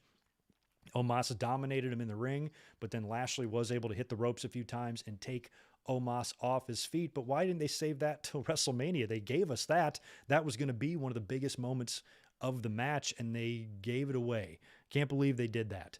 So now I don't even know or care really who wins, but Omos is undefeated, and WWE seems to be pushing him hard, and Lashley is a very credible and formidable opponent, and it would be an incredible notch on Omos's belt if he beat him. So I think Omos should beat Lashley. I do. Because if he beats Lashley here, then you got to start wondering, okay, who is going to beat him, and how long can you ignore this guy getting a title shot? I mean, they did the same thing with Great Khali. You know, who do you think is better in the ring, Khali or Omos? I kind of think Omos has got a decent amount of presence to him. Even his promos, I don't hate. He's not, obviously he's very limited in the ring, but, done right, he can have passable matches and stuff. And who knows what he's capable of, and who knows how crazier he'll get the more experience he'll get, and the more experience he has, and who he winds up working with in the future. So I wonder if they're going to kind of treat him like the Great Khali and eventually start giving him championship matches. And that's going to be crazy if that happens. So yeah, I'm going to go Omos to beat Bobby Lashley. Pat McAfee taking on Austin Theory based on the douchebag that Austin Theory was tonight on SmackDown. Pat McAfee all the way. I think this is going to be a really fun match. These two guys, I think, have got an opportunity here to make a WrestleMania mark. They're both, super young in the WWE. Well, Theory's literally young, and Pat is, kind of just getting there and making a big name for himself. He's got the podcast, and he's a commentator, and he's got this crazy life, but he's also pretty good in the ring, and he seems pretty driven to be good in the ring. And now they're giving him a WrestleMania match, and yeah, Pat McAfee all the way. He's going to beat Austin Theory. He better. Otherwise, he got straight punked hard tonight, and if he loses again on Sunday, no way. Triple threat match for the Raw Tag Team titles, RK Bro versus the Street Profits versus Alpha Academy. Let's go. I don't have the Usos dropping the SmackDown tag, so I don't know if we're going to see a title change here or not. This is a crapshoot. I think it could go either way. I'm going to go RK Bro to retain just because that's what I want. I feel like Alpha Academy's got a legit chance to regain the titles here, but I think RK Bro retaining would just be more fun, so I'm going with that. Johnny Knoxville taking on Sami Zayn. I would think Knoxville, unless Sami Zayn beats him and wins, but then maybe jackass guys run in and they get the last laugh on Sami Zayn type of thing. But whatever they do here, I think there's going to have to be a whole lot of shenanigans. And I think Sami Zayn's going to put Johnny Knoxville over. I do. And I think he will use that on TV in the future as fuel. It's going to be one of those things. It's happened a lot in wrestling when somebody loses to an underdog and then they become changed. And, Razor Ramon turned babyface over it, when he lost to the 1-2-3 Kid because the fans kept giving him so much shit. So I think Knoxville will beat Sami Zayn, and then Sami will maybe use that as a way to find his way back to the Intercontinental title. I'd actually like to see that. Edge versus AJ Styles. I'm really looking forward to this one. Honestly, on the entire card, I think this is the number one for most of us, even ahead of Brock and Roman in a lot of ways. I kind of predicted this one earlier on when I was talking about Damian Priest and what a travesty it is that he's been left off the WrestleMania card. But there's also been that report of Edge potentially starting a faction in WWE and Priest being pegged as one of the members of that. This would be a perfect place to start it, to have Edge get a little help in this match. Priest shows up, helps him beat AJ Styles. This becomes the beginning of their group. And then maybe on Raw, they add another member. And then maybe this can rival what AEW does with House of Black in a lot of ways. I think that would be great. And it would be a great way to get the win over AJ without having to beat him clean. So you could continue this feud if you would like, now that Edge has got some help. That's the way I'd do it. So I'm going to pick Edge to get the win over AJ Styles, possibly with some help from an outsider. Main event. That's it. I don't think there's any other matches, right? This is it. Brock Lesnar against Roman Reigns, championship unification match. Again, here we are, just a couple of days away from this match happening, and I still don't know if it's a legitimate unification or not. We've heard reports that after WrestleMania, WWE still plans to have a champion on each show, but yet they're calling this match a unification. I don't know what to believe. I think we'll learn a lot tomorrow and on Sunday, but they're not unifying the women's titles, so why are they unifying the men's? And if they do wind up unifying them here, they're just going to split them back up immediately after WrestleMania. That's kind of lame, isn't it? But I think that's probably what they're going to do, because actually unifying these things doesn't seem realistic unless they completely do away with the brand split. But who knows? Who knows? Just a lot to be answered still. But that's why I expressed my skepticism, or my curiosity anyway, for night one, why both women's matches are on that card. I still think something's up there. I still think you could hotshot some sort of way to unify those belts if you chose to. If you really are unifying the men's and you're going to end the brand split, then unify the women's too.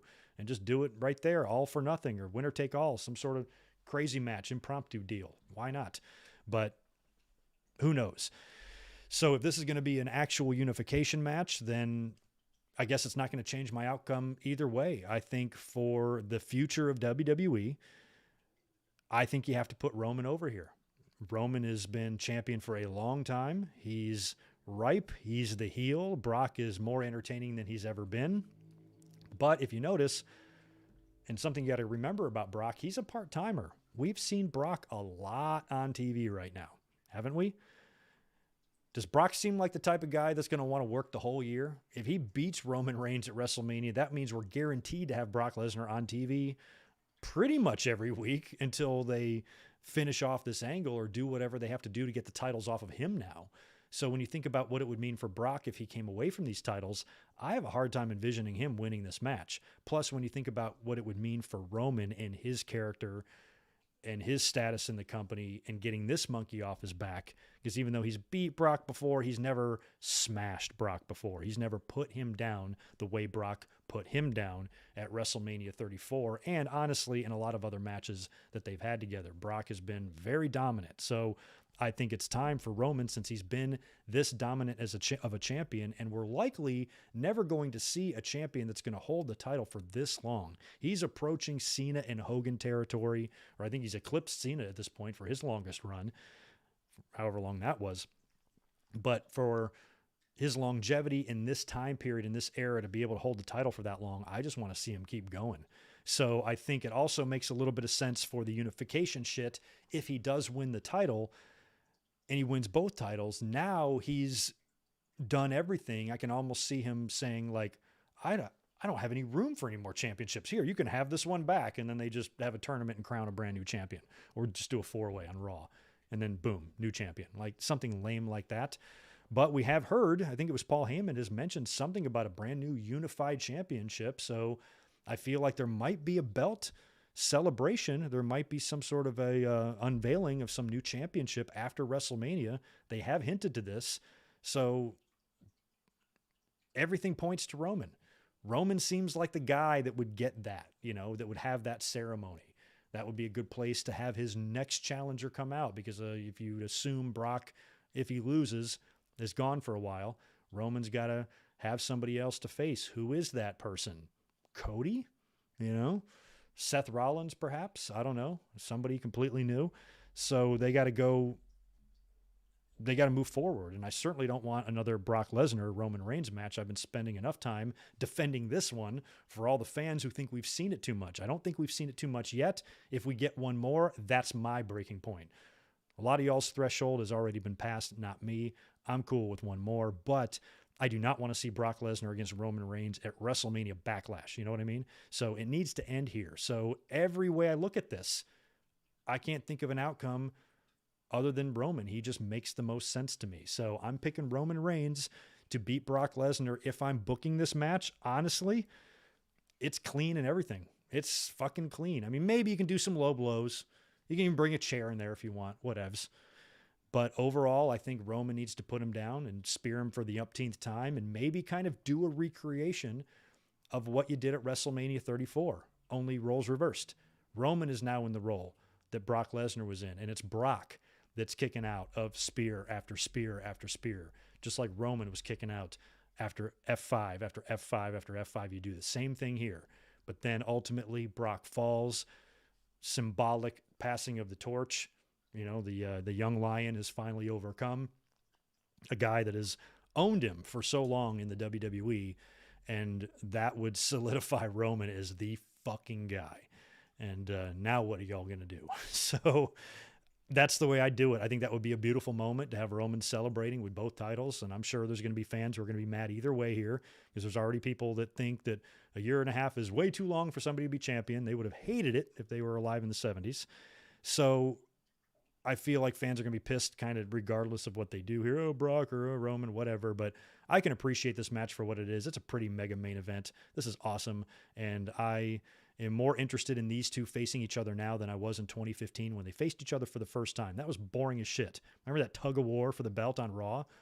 How lame that was. I'm like, God, these two guys are pretty awesome, and WWE just presents them like garbage. This is so much better. These guys are completely different characters than they were 7 years ago when they first met at WrestleMania. So I'm ready to see this, and I'm also ready for this chapter to close. Hopefully this will be it at WrestleMania, and Roman will win, and we'll be on to the next era. And that's what I want to see. So let me know what you agree and disagree with in terms of WrestleMania. I'm looking forward to it. Tomorrow's going to be fun. I will probably watch some of NXT. I actually have to get up early and go to a meeting in the morning. So I'll be up. I'll try to watch a little bit of it. Braun Breaker and Dolph Ziggler. I don't even know what the other matches are. Is it Mandy Rose and Cora Jade? And I forget what else. So I'll get a look at Stand and Deliver tomorrow. And then, of course, night one for me begins at, I believe, 5 p.m. So tomorrow night, we will be up here immediately following night one of WrestleMania. The link is already on my channel. I should have put the link in the description. I forgot. But you can go over to my channel right now, save it for tomorrow, and we'll be up here as soon as the show's over to talk night one, find out if Cody shows up, find out who the women's champions are. Should be really interesting. Oh, before I go, I got super chats to answer. Oh, and I got a big super chat to answer. We're not done yet. We ain't done yet. Let me get back to where I need to be, and then I will be signing off. All right. Wow, I got a few of these to answer. So cool. You guys can hang out for a little bit. We'll talk a little bit more wrestling. I just want to scroll all the way up and make sure. Okay, there we go. I know where to start now. Before we get out of here, let's say hello to the Iron Minotaur. Thank you so much, dude, for the $5 earlier on. What makes it even more emotional for Taker is when he just gave that 1,000 long stare. What a ride. Totally deserved. Yeah, watching him just kind of struggle around the ring during the fan ovation was just awesome. You know, like he was really struggling with it, but it was great for him. Like, you know, he loved it. And this is something that we should have gotten from him in those earlier, like that retirement ceremony and maybe some of his last matches that we didn't because of COVID. Right on, Michael Cuomo. Appreciate the $2. I'm at work, so I'll be up all night long. Right on. I will probably be up all night long too. I tend to do that. Jordan Card, appreciate the 5 from you and good to see you. What up, Greg? Way past my bedtime. Missed the Hall of Fame. Going to catch the replay. What if they're leaving a space open on Sunday to unify the women's titles? I just got done talking about that a few minutes ago. I've been suspicious of that ever since they booked both women's matches on night one. I'm like, what's that all about? Because that makes no sense. Why wouldn't you separate them? Why wouldn't you separate them? It makes no sense to put them on the same night unless you've got some plan that makes sense later. So that's why I think something is up, and I'm kind of with you. Glad I'm not the only one thinking it. Look for that tomorrow. Because like I said, if they are unifying the men's titles and there is going to be some new WWE unified belt being presented to the winner, what the fuck are they going to do with the women's titles? Just ignore them and keep them the way they are? No. They got to do something about that. Jordan, you're right. Zane G, my friend, my God, thank you so much for that very generous $50. You are too kind. Thanks again for being here, as always. Remember 3 or 4 years ago or so, we were talking about Heyman betraying Reigns and siding back with Lesnar. But I figured talks had died down about a Heyman betrayal due to the strong platonic relationship between the two. Still a possibility. You probably mean 3 or 4 months ago, not years ago. A Heyman betrayal, everything got a little jumbled with day one in the Royal Rumble. You don't know what they were going to do. Even Heyman alluded to that fact in some interview. He said, we're going to take you on twists and turns and swerves that you weren't expecting. But then, the day one main event had to be changed and everything got fucked up. And you didn't really know what the original plan was, but we all figured it would lead to Heyman going back with Roman Reigns. The only way I would have Heyman betray Roman is if you are going to put the belt on Brock Lesnar. But like I said earlier, I'm thinking it's going to be Reigns all the way here. At least that's what my brain tells me. I could be totally wrong, and Brock could be the one celebrating. And if that's the case, fine, because more Brock is fine with me. The more Brock, the merrier, if you ask me. I just expect Brock to kind of chill for a little bit after WrestleMania because he's been on TV for a long time, for a while now, pretty frequently. So I feel like that's got to end considering the type of schedule that he works, and him winning the title would be strange to me, and it would make you wonder what Roman Reigns is going to do, because it's not like he's just going to go away. Roman Reigns has been undefeated for so long. If he drops the title, you would think he's going to get an immediate rematch, which means we get Brock Lesnar and Roman Reigns again. So with Roman winning, that's our best chance to not get this match again, or at least for a long time. There should be no reason to do this one again until maybe a couple years from now, just for fun, until they hook back up. I don't know. But that's why everything points to Roman for me. But yeah, if they go with a betrayal like that, then I feel like Brock coming away with both the belts is a huge likelihood. JJ Leg, thank you for the $5 as well, man. You know what? Title celebration to close Raw, and Rock comes face-to-face with Roman to officially set up their WrestleMania 39 match. That would be cool. A lot of fans have been predicting that as well. Although that he's going to come out there, that's going to maybe imply that it's going to be a championship match, but that means Roman needs to hold the title for another year. And so if he holds the title for another year and then he's been champion for 2.5 years, The Rock is going to be the one to beat him? No, I think he needs to beat The Rock. And then maybe he's going to be the first guy to hold the title for as long as Hogan did. Maybe he will hold the title for 3 years. I'm probably one of the only people that wouldn't hate that because I have patience and shit like that doesn't bother me. There's a lot of wrestling in the world to watch, and we even have another company right here in North America that's on cable television too on Wednesday nights. I forget their name, A something. So I can handle one dude holding the title forever. I'm fine. I got other shit to watch. I got other championships to watch be defended. I have no reason to be upset about that. Plus, it makes some history. It makes some history in the modern age that we didn't think we would get before. You never would think you'd have a champion holding the title for 4 years ever again like Hogan did. That's absurd. Backlund held it for longer than that. Bruno held it for longer than that.